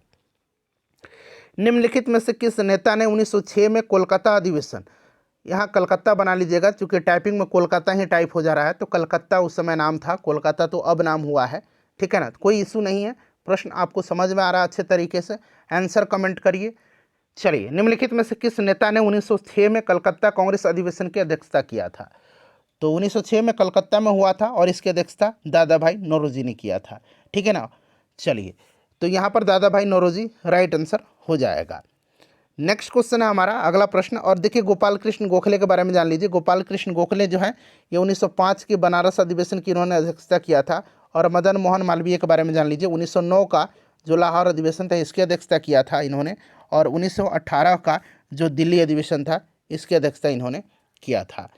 चलिए, अगला प्रश्न है हमारा कि गदर पार्टी की स्थापना किस वर्ष हुई थी। गदर पार्टी की स्थापना कब हुई थी, यह पूछा जा रहा है आपसे। चलिए बताएंगे, सभी लोग आंसर कमेंट करिए। देखिए, गदर पार्टी की स्थापना जो है 1913 में लाला हरदयाल के नेतृत्व में सैन फ्रांसिस्को में हुआ था, ठीक है। सोहन सिंह भाखना इसके प्रथम अध्यक्ष थे, लाला हरदयाल इसके प्रथम मंत्री थे और कांसीराम को कोषाध्यक्ष चुना गया था सैन फ्रांसिस्को में 1913 में। देखिए, नेक्स्ट क्वेश्चन है, निम्नलिखित में से किसका योगदान होम रूल लीग की स्थापना में नहीं था। होम रूल लीग की स्थापना में किसका योगदान इसमें से नहीं था, यह आपसे पूछा जा रहा है। तो देखिए, एस एस सुब्रमण्य अय्यर का था, एनी बेसेंट का था, बाल गंगाधर तिलक का था, टीएस ऑलकॉट का नहीं था। टीएस ऑलकॉट जो है ये थियोसॉफिकल सोसाइटी से जुड़े हुए हैं, ठीक है ना। कर्नल अलकाट और मैडम ब्लावत्स्की का नाम आपने जरूर पढ़ा है, थियोसॉफिकल सोसाइटी से ये जुड़े हुए हैं। चलिए, उसके बाद नेक्स्ट क्वेश्चन है, बहुत ज़्यादा मैं समय आपका नहीं लूँगा, मैराथन सेशन है, जल्दी कवर करेंगे। प्रश्नों की संख्या करीब करीब 120-25 से ज़्यादा है। देखिए, निम्नलिखित में से एनी बेसेंट द्वारा निकाले जाने वाले 2 अखबार कौन थे। तो मैंने आपको बताया था ना, उसी समय आपको ध्यान रखना था कि कौन सा, जल्दी जल्दी कमेंट करिए। एनी बेसेंट के द्वारा निकाले जाने वाले 2 अखबार कौन थे, सभी लोग आंसर कमेंट करिएगा। और देखिए, गांधी युग का जो चैप्टर है ना, जिससे कि सबसे ज़्यादा प्रश्न बनता है, पूरा करीब 200-250 प्रश्न है उसका। जितने भी भारतवर्ष में एग्जाम हुआ है, गांधी युग से जो प्रश्न पूछे गए हैं, चाहे वह यूपी पीसीएस हो या फिर झारखंड का हो या फिर मध्य प्रदेश का पीसीएस हो या फिर बीपीएससी हो या फिर हरियाणा का हो, जितने भी एग्जाम हुए हैं, जितने भी गांधी युग से प्रश्न पूछे गए हैं, उनको कल मैं आपको एक सेपरेट वीडियो में कवर करा दूंगा, ठीक है ना। चलिए, कॉमनवेल्थ, न्यू इंडिया, ये दोनों जो है ये एनी बेसेंट की है, तो 1 और 2 यहाँ पर राइट आंसर हो जाएगा। चलिए, अगला प्रश्न हमारा कि किसने मोहम्मद अली जिन्ना को हिंदू मुस्लिम एकता का दूत कहा था। हिंदू मुस्लिम एकता का दूत किसने कहा था। तो फ्रेंड्स, ये कहा था सरोजनी नायडू ने। किसने कहा था, सरोजनी नायडू ने कहा था। चलिए, उसके बाद नेक्स्ट क्वेश्चन है हमारा कि गीता रहस्य नामक ग्रंथ किसके द्वारा लिखा गया है। तो मैंने उसी टाइम बताया था, बाल गंगाधर तिलक के बारे में जब बता रहा था तो मैंने आपको बताया था कि याद रखिएगा, आर्कटिक होम ऑफ आर्यंस और गीता रहस्य, इनकी 2 प्रमुख उल्लेखनीय कृतियां हैं, ठीक है ना। तो ये बाल गंगाधर तिलक यहाँ पर राइट आंसर हो जाएगा। देखिए, उसके बाद अगला प्रश्न है कि भारतीय राष्ट्रीय कांग्रेस की सबसे पहली महिला अध्यक्ष कौन थी। सबसे पहली महिला अध्यक्ष, वहीं अगर पहली भारतीय महिला लगा देता तब सरोजनी नायडू होता, लेकिन पहली महिला अध्यक्ष एनी बेसेंट थी। 1917 के कलकत्ता अधिवेशन की अध्यक्षता इन्होंने किया था। और सरोजनी नायडू जो पहली भारतीय महिला अध्यक्ष थी, 1925 के कानपुर अधिवेशन की इन्होंने अध्यक्षता किया है। तो ये सभी पॉइंट्स ध्यान रखेंगे। चलिए उसके बाद देखिएगा कि सांप्रदायिक निर्वाचन क्षेत्रों की पद्धति की शुरुआत भारत में किसके द्वारा हुई। सांप्रदायिक निर्वाचन क्षेत्रों की पद्धति की शुरुआत भारत में किसके द्वारा हुई, बताइए, आंसर कमेंट करिए। तो देखिए फ्रेंड्स, ये सांप्रदायिक निर्वाचन क्षेत्रों की पद्धति की शुरुआत जो है ना, ये आपका 1909 का मार्लिमेंटो जो अधिनियम था, मार्लिमेंटो रिफॉर्म्स सुधार अधिनियम, इसी के द्वारा हुआ था, ठीक है ना। और इसमें जो है आपको पता भी है कि पृथक मुस्लिमों के लिए निर्वाचक मंडल की व्यवस्था की गई थी। और डॉक्टर राजेंद्र प्रसाद जी ने लॉर्ड मिंटो को पाकिस्तान का जनक मानते थे। इस चीज़ को ध्यान रखिएगा, यह प्रश्न बीपीएससी पूछता है, ठीक है ना। राजेंद्र प्रसाद किसको पाकिस्तान के जनक मानते हैं, तो लॉर्ड मिंटो को। चलिए अगला प्रश्न है हमारा कि वर्ष 1909 में मैडम भिखाजी रुस्तम कामा पेरिस में निम्नलिखित में से कौन सा समाचार पत्र प्रकाशित करती थी, बताइए। ये सारे के सारे समाचार पत्र उन्हीं के हैं, बट 1909 में मैडम भिखाजी रुस्तम कामा पेरिस में से निम्नलिखित में से कौन सा समाचार पत्र प्रकाशित करती थी। राइट आंसर इसका क्या होगा। तो फ्रेंड्स देखिए, इनको जो है मैडम भिखाजी रुस्तम कामा को भारतीय स्वतंत्रता की जननी कहा जाता है। और 1907 के जर्मनी के जो स्टुटगार्ट है, वहाँ पर इन्होंने पहली बार मतलब विदेशी धरती पर भारतीय तिरंगा झंडा को फहराया था। इस चीज़ को ध्यान रखिएगा। और ये जो आपका समाचार पत्र है ये पैट्रियट है। Right answer option number C हो जाएगा। देखिए, भारतीय क्रांति की जननी किसे कहा जाता है, प्रश्न आ गया मैडम भिखाजी रुस्तम कामा को, ठीक है ना। चलिए अगला प्रश्न है हमारा कि 1916 ईस्वी में मद्रास में होम रूल मूवमेंट के प्रवर्तक कौन थे। मद्रास में पूछा जा रहा है, मद्रास में पूछा जा रहा है, बताइए राइट आंसर क्या हो जाएगा। तो मद्रास में पूछा जा रहा है तो एनी बेसेंट हैं, और मुंबई में पूछा जाएगा मतलब महाराष्ट्र में तो बाल गंगाधर तिलक होगा। चलिए उसके बाद देखिएगा कि बाल गंगाधर तिलक द्वारा शुरू की गई साप्ताहिक पत्रिका कौन सी थी, बाल गंगाधर तिलक के द्वारा। तो मैंने बताया था कि केसरी और मराठा, द मराठा जो था ये अंग्रेजी में प्रकाशित होता था और केसरी जो था ये मराठी में होता था। तो यहाँ पर देखिए केसरी दिया गया है, ऑप्शन ए राइट आंसर हो जाएगा। देखिए, महारानी विक्टोरिया ने भारतीय प्रशासन को ब्रिटिश ताज के नियंत्रण में लेने की घोषणा कब की थी। महारानी विक्टोरिया ने भारतीय प्रशासन को ब्रिटिश ताज के नियंत्रण में लेने की घोषणा कब की थी, चलिए बताइएगा। डेट सहित यहाँ पर दिया गया है, ध्यान से पढ़कर के आंसर कमेंट करिएगा। देखिए 1857 का जो विद्रोह हुआ था, कहिए सैनिक विद्रोह, स्वतंत्रता संग्राम था वह, ठीक है। तो वो हुआ था लॉर्ड कर्जन के समय, लॉर्ड कैनिंग के समय में। कर्जन के समय तो बंगाल विभाजन 1905 में हुआ था, बोलने के क्रम में गलती हो जाता है। तो 1857 में कैनिंग के समय में हुआ था। तो उस समय जो हुआ था ना, महारानी विक्टोरिया ने 1 नवंबर 1858 को, उसके बाद जो आपकी घटना है, जो स्वतंत्रता संग्राम थी 1857 की, उसके बाद ब्रिटिश ताज के नियंत्रण को जो है, भारतीय प्रशासन को ब्रिटिश ताज के नियंत्रण में जो है लेने की घोषणा किया था 1 नवंबर 1858 को। चलिए अगला प्रश्न हमारा कि 1857 के विद्रोह की सफलता के बाद बहादुर शाह द्वितीय को कहाँ निर्वासित कर दिया गया था। तो देखिए फ्रेंड्स, इनको निर्वासित कर दिया गया था कहाँ पर, तो इनको रंगून में, ठीक है ना। और वहीं पर इनकी मृत्यु हो जाती है नवंबर 1862 में, और वहीं पर इनको दफना भी दिया जाता है, ठीक है ना। चलिए उसके बाद नेक्स्ट क्वेश्चन है हमारा कि the first Indian war of independence 1857 से 1859 नामक पुस्तक के लेखक कौन हैं। ये प्रश्न अच्छा है, पूछा जा चुका प्रश्न है, सोच समझ करके आंसर कमेंट करिएगा, ऐसे नहीं कि वी डी सावरकर लगा दीजिए।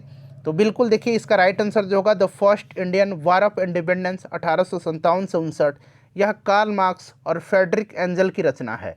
ऑप्शन नंबर ए जो लोग भी दे रहे हैं बिल्कुल राइट आंसर है, ठीक है ना। The Indian war of independence 1857 जो है ये वी डी सावरकर की है, the Indian war of independence 1857। और ये the first Indian war of independence 1857 से 59 है, यह कार्ल मार्क्स की है। आप चेक भी कर सकते हैं, ठीक है ना। कमेंट करने से पहले आप एक बार वेरीफाई कर लीजिएगा खुद को। चलिए मैंने जहाँ तक किया है कार्ल मार्क्स इसका आंसर होगा। चलिए नेक्स्ट क्वेश्चन है हमारा कि राजा राम मोहन राय द्वारा ब्रह्म समाज की स्थापना कब की गई थी। राजा राम मोहन राय ने ब्रह्म समाज की स्थापना कब किया था? भारतीय पुनर्जागरण के जनक कहे जाते हैं, भारत में पत्रकारिता का अग्रदूत इनको कहा जाता है, और इन्होंने 1828 में जो है ब्रह्म समाज की स्थापना किया था। वेदांत कॉलेज की स्थापना इन्होंने 1825 में किया था। ठीक है ना, इस चीज़ को भी आप ध्यान रखिएगा। चलिए नेक्स्ट क्वेश्चन कर लेंगे हम। अगला प्रश्न है कि तुहफात अल मौदीन के रचनाकार कौन है? तुहफात अल मौदीन के रचनाकार कौन है? बताइए, तुल्फात अल मौदीन के रचनाकार कौन है? तो इसके रचनाकार हैं राजा राम मोहन राय। अच्छा, राजा राम मोहन राय की एक पुस्तक है, a gift to monotheist. A gift to, यहाँ मैं लिखता हूँ ए गिफ्ट टू मोनोथेइस्ट। ठीक है ना, ये रचना पूछा जा चुका है ऑलरेडी बिहार के एग्जाम में, किसकी है? तो राजा राम मोहन राय की है, ए गिफ्ट टू मोनोथेइस्ट, याद रखिएगा। ठीक है ना, बड़ा ही महत्वपूर्ण है। चलिए उसके बाद नेक्स्ट क्वेश्चन है हमारा कि फारसी साप्ताहिक मिरात अल अखबार का प्रकाशन, मतलब प्रकाशित इसको कौन करते थे? फारसी साप्ताहिक है या मिरात उल अखबार, इसके प्रकाशन कौन करते थे, प्रकाशित करते थे इसको कौन? तो राजा राम मोहन राय। राजा राम मोहन राय राइट आंसर हो जाएगा। अच्छा, संवाद कौमुदी है जो है, संवाद कौमुदी ये भी इन्हीं की है, याद रखिएगा।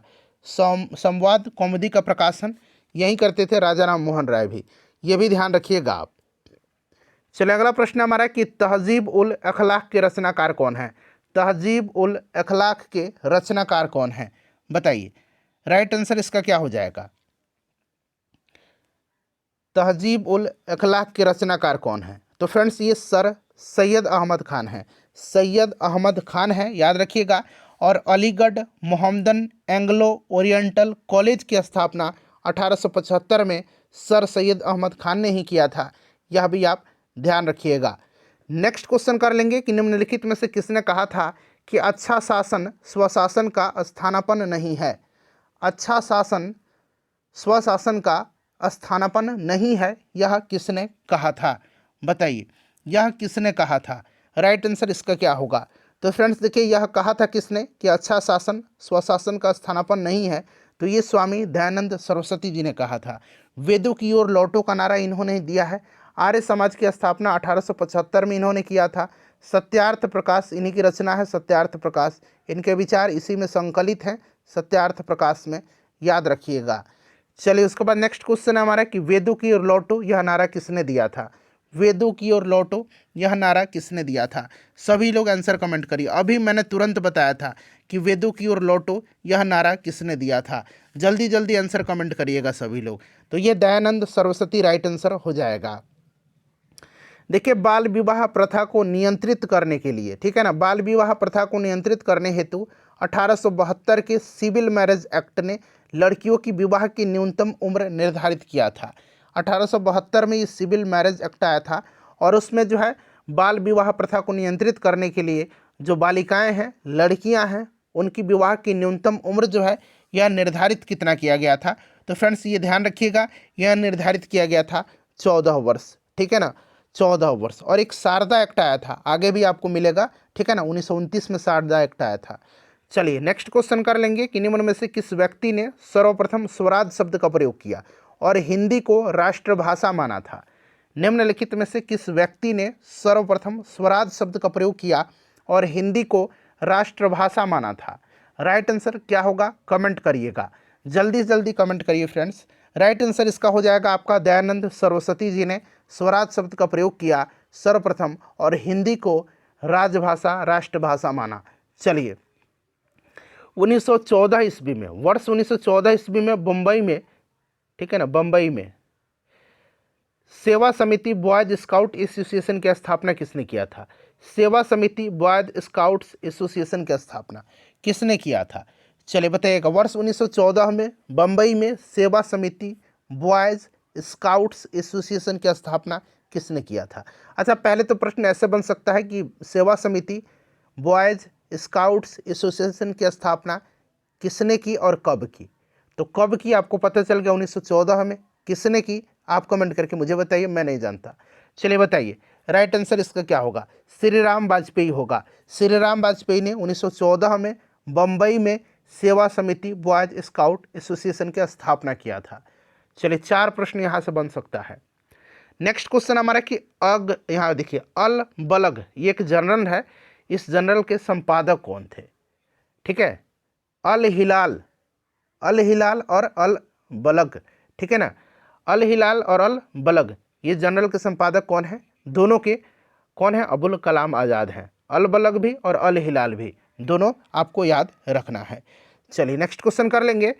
अगला प्रश्न है हमारा कि रामकृष्ण परमहंस का मूल नाम क्या था? अब ध्यान से मूल शंकर दिख रहा है, ध्यान से। चलिए, रामकृष्ण परमहंस का मूल नाम, तो रामकृष्ण परमहंस का जो मूल नाम था ना, ये क्या था? अच्छा, दयानंद सरस्वती का मूल नाम, दयानंद सरस्वती का मूल नाम, इनका मूल नाम मूल शंकर था, ठीक है ना। विवेकानंद जी का मूल नाम नरेंद्र नाथ दत्त था, और परमहंस जो जी है रामकृष्ण परमहंस, इनका मूल नाम गदाधर चट्टोपाध्याय था, ठीक है ना। चलिए 3 प्रश्न हो गया। रामकृष्ण परमहंस का मूल नाम गदाधर चट्टोपाध्याय, दयानंद सरस्वती का मूल शंकर, और विवेकानंद जी का नरेंद्र नाथ दत्त। चलिए नेक्स्ट क्वेश्चन है हमारा कि किस धर्म सुधार की मृत्यु, धर्म सुधारक क छूट गया है, ठीक है ना, किस धर्म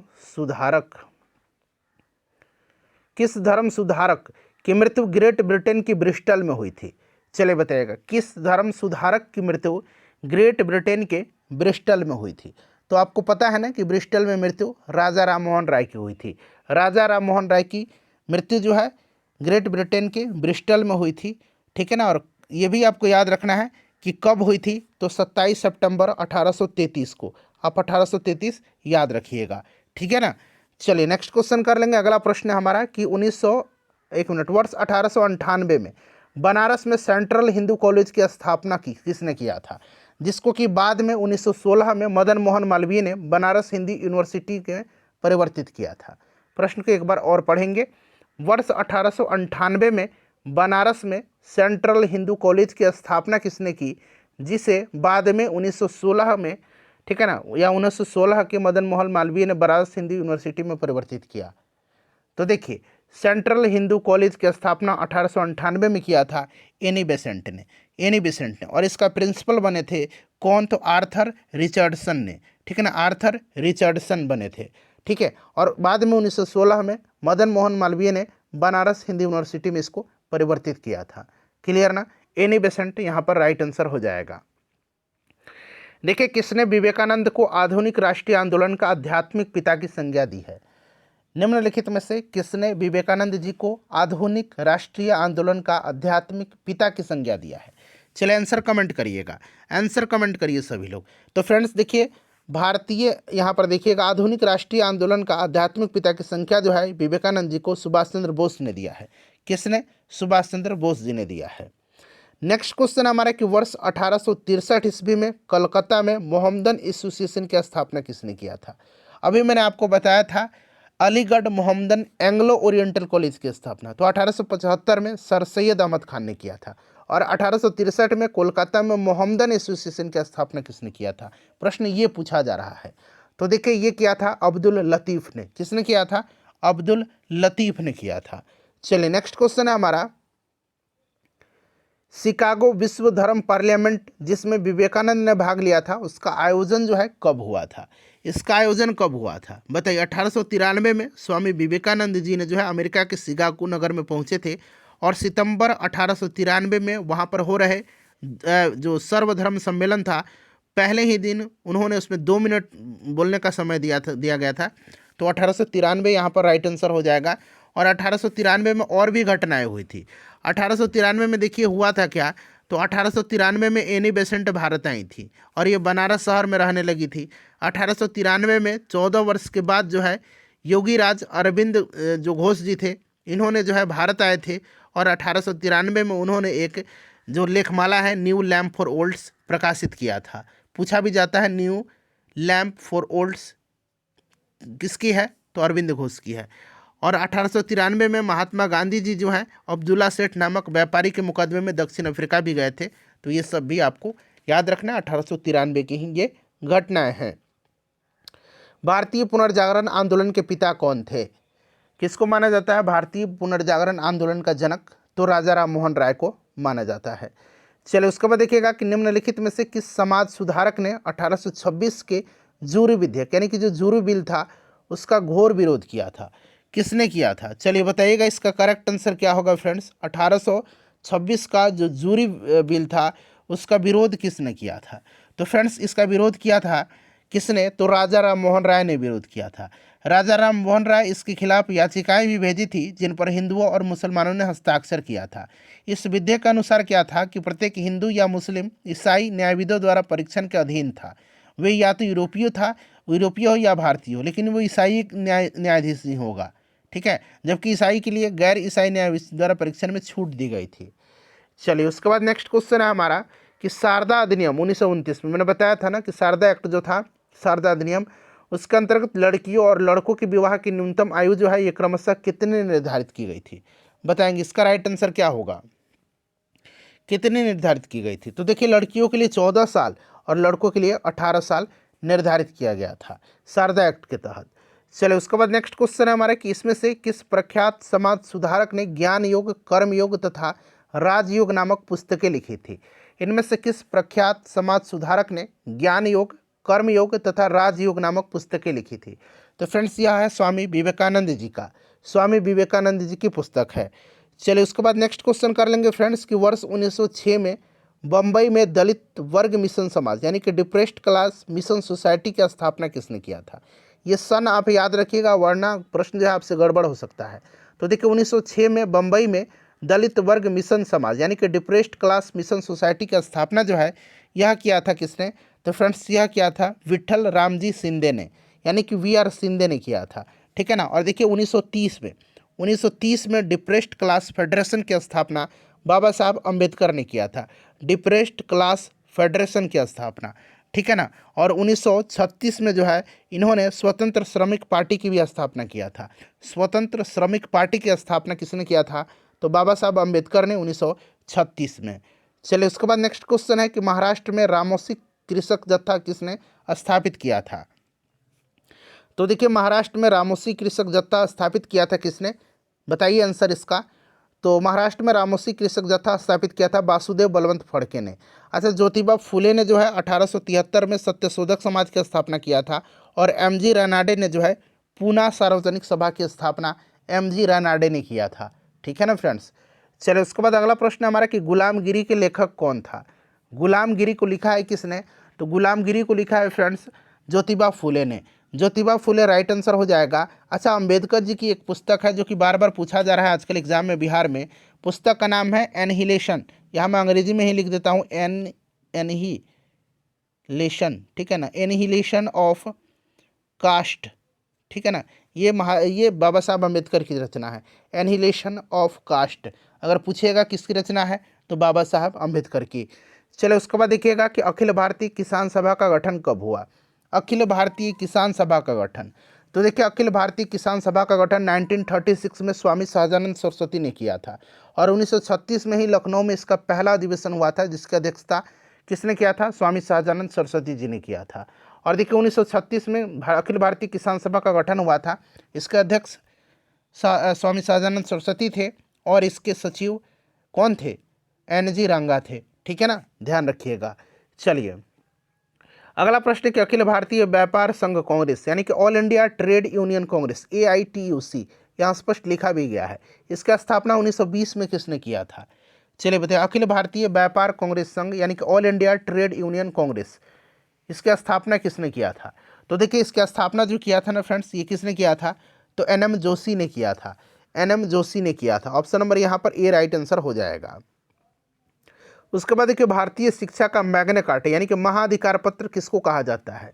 भारतीय शिक्षा का मैग्ना कार्टा किसको कहा जाता है? देखिए भारतीय शिक्षा का मैग्ना कार्टा जो है ये वुड डिस्पैच को यानी कि वुड की घोषणा पत्र जो 1854 में लॉर्ड डलहौजी के समय लागू हुआ था उसी को कहा जाता है।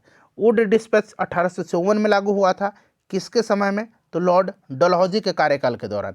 इस चीज़ को आप ध्यान रखेंगे आप। चलिए उसके बाद नेक्स्ट क्वेश्चन है हमारा कि हिंदू कॉलेज कलकत्ता 1817 में इसकी स्थापना हुई, जो कि पाश्चात्य पद्धति पर उच्च शिक्षा देने का प्रथम कॉलेज था, जिसका धार्मिक शिक्षा से कोई संबंध नहीं था। इसकी स्थापना किसने किया था?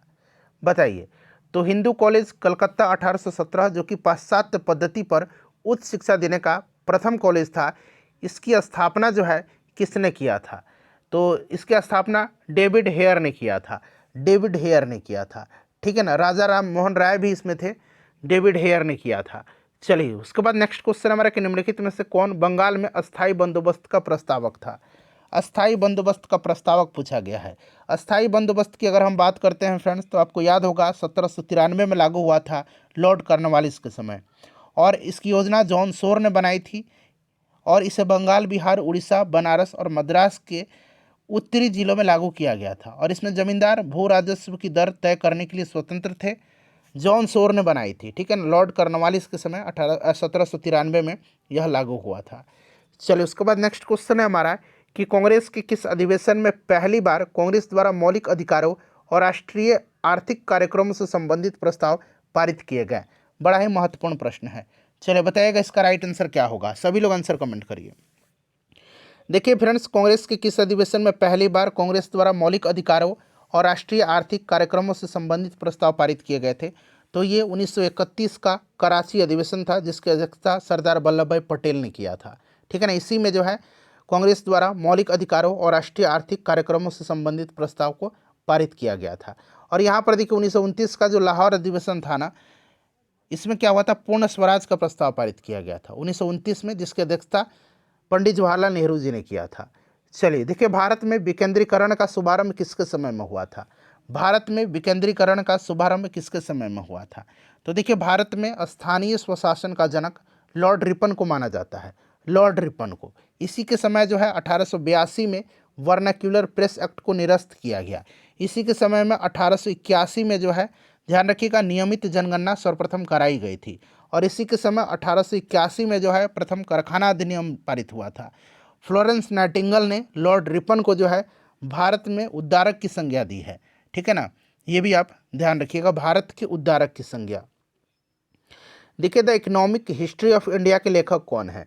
The economic history of India के लेखक कौन है, बताइए। The economic history of India को लिखा है रोमेश चंद्र दत्त ने। रोमेश चंद्र, कहीं इस तरह से आपको रोमेश चंद्र दत्त मिल जाएगा, ठीक है ना। रोमेश चंद्र दत्त ने लिखा है। चलिए उसके बाद देखिए, अगला प्रश्न है कि वर्ष 1853 ईस्वी में लॉर्ड डलहौजी ने जो पहले टेलीग्राफ लाइन शुरू किया था, बिजली से संचालित तार सेवा, ठीक है ना, वह किसके बीच थी? किसके बीच थी वह? 1853 में लॉर्ड डलहौजी ने जो पहली टेलीग्राम लाइन शुरू किया था। अच्छा, 1853 में ही आपको पता है, लॉर्ड डलहौजी के समय ही बम्बई से थाने के बीच पहली बार रेलगाड़ी चलाई गई थी। 1854 में इसने नया पोस्ट ऑफिस एक्ट भी लागू किया था, ठीक है ना। 1854 में लॉर्ड डलहौजी के समय में नया पोस्ट ऑफिस एक्ट को लागू किया गया था। और देखिए, 1853 में लॉर्ड डलहौजी ने पहले जो टेलीग्राम लाइन शुरू किया था, वो कलकत्ता से आगरा के बीच में किया था, ठीक है ना। चलिए उसके बाद नेक्स्ट क्वेश्चन कर लेंगे कि यह कथन भारत और इंग्लैंड के आर्थिक हित प्रत्येक क्षेत्र में टकराते हैं, किसका है? यह कथन किसका है कि भारत और इंग्लैंड के आर्थिक हित प्रत्येक क्षेत्र में टकराते हैं? यह स्टेटमेंट किसका है? चलिए आंसर कमेंट करिए, जो लोग आंसर जानते हैं कमेंट करते चलिए। तो राइट आंसर पंडित जवाहरलाल नेहरू हो जाएगा। इन्होंने ही कहा था कि भारत और इंग्लैंड के आर्थिक हित प्रत्येक क्षेत्र में टकराते हैं। चलिए उसके बाद नेक्स्ट क्वेश्चन है हमारा कि युवा बंगाल आंदोलन यानी कि यंग बंगाल मूवमेंट के नेता कौन थे? यंग बंगाल मूवमेंट के नेता कौन थे, युवा बंगाल आंदोलन के नेता? तो फ्रेंड्स, हेनरी विवियन डिरोजियो थे। ऑप्शन बी यहाँ पर करेक्ट आंसर हो जाएगा। चलिए उसके बाद अगला प्रश्न करेंगे कि किस वर्ष लॉर्ड विलियम बेंटिक ने सती प्रथा का उन्मूलन किया था? किस वर्ष लॉर्ड विलियम बेंटिक ने सती प्रथा का उन्मूलन किया था? देखिए फ्रेंड्स, अगर हम बात करते हैं तो लॉर्ड विलियम बेंटिक ने जो है 1829 में सती प्रथा का उन्मूलन किया था, ठीक है ना। 1829 में राजा राम मोहन राय के सहयोग से। और देखिए, विलियम बेंटिक ने कर्नल स्लीमैन की सहायता से 1830 में ठगी प्रथा को समाप्त किया था, ठीक है ना फ्रेंड्स। और कर्नल जो लॉर्ड विलियम बेंटिक था, इसी के समय मैकाले की अनुशंसा पर अंग्रेजी को शिक्षा का माध्यम बनाया गया था। तो ये 3 पॉइंट याद रखना है।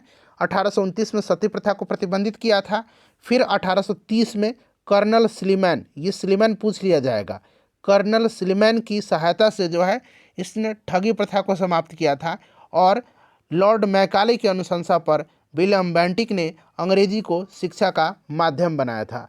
चलिए अगला प्रश्न है कि भारत में अंग्रेजी शिक्षा किसके द्वारा लागू की गई थी? तो लागू जो है ये किया गया था आपके लॉर्ड विलियम बेंटिक के द्वारा। और फ्रेंड्स, अनुशंसा किसने किया था इसका? तो लॉर्ड मैकाले ने किया था। चलिए देखिए 1815 ईस्वी में निम्नलिखित में से किसने कोलकाता में आत्मीय सभा की स्थापना किया था। 1814-15 कहीं कहीं आपको मिल जाएगा लिखा, ठीक है ना। तो निम्नलिखित में से किसने कलकत्ता में आत्मीय सभा की स्थापना किया था। तो आत्मीय सभा की स्थापना, ब्रह्म समाज की स्थापना राजा राम मोहन राय ने किया है, ठीक है ना, याद रखिएगा।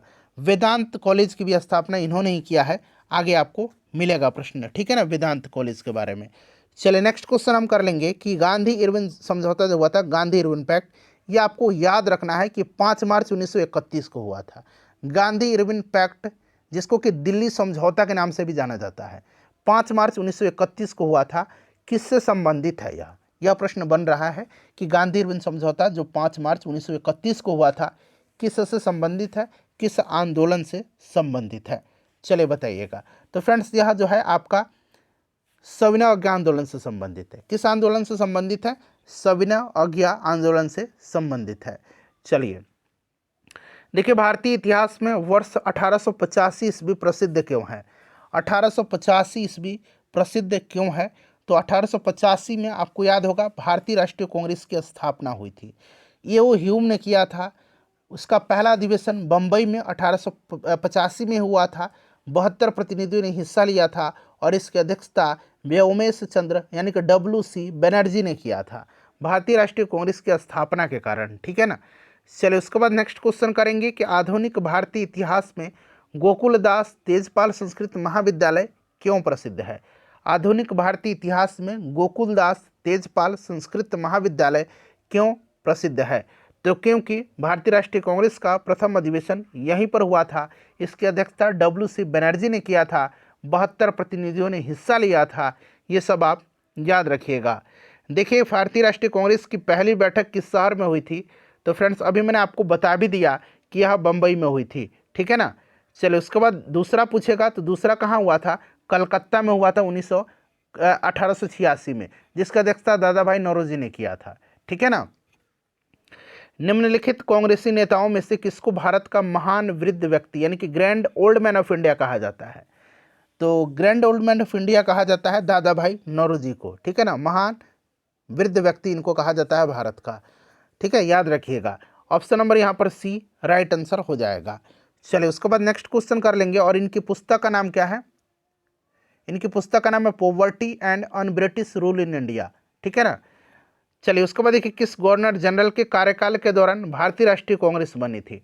भारतीय राष्ट्रीय कांग्रेस 1885 में गठित हुआ था। यो ह्यूम ने इसकी स्थापना किया था, और उस समय वायसराय पूछा जा रहा है कौन था, तो यह लॉर्ड डफरिन था। लॉर्ड डफरिन का उस समय कार्यकाल चल रहा था, ठीक है ना। चलिए उसके बाद नेक्स्ट क्वेश्चन करेंगे कि भारतीय विश्वविद्यालय अधिनियम 1904 किस वायसराय के काल में पारित हुआ था। 1904 पूछा जा रहा है क्या, तो भारतीय विश्वविद्यालय अधिनियम। तो देखिए ध्यान रखिएगा, मैं आपको ध्यान से बता रहा हूँ, आप भी ध्यान से सुनिए, ठीक है ना। अब यहाँ पर आपको ध्यान देना है, ये कर्जन के समय हुआ था, पहले मैं टिक लगा देता हूँ। अब देखिए लॉर्ड कर्जन ने 1901 में, यहाँ लिख देता हूँ 1901 में जो है सर कॉलिन स्कॉट मैनक्रिफ की अध्यक्षता में, सर कॉलिन स्कॉट मैनक्रिफ, ठीक है ना, इसकी अध्यक्षता में सिंचाई आयोग का गठन किया था।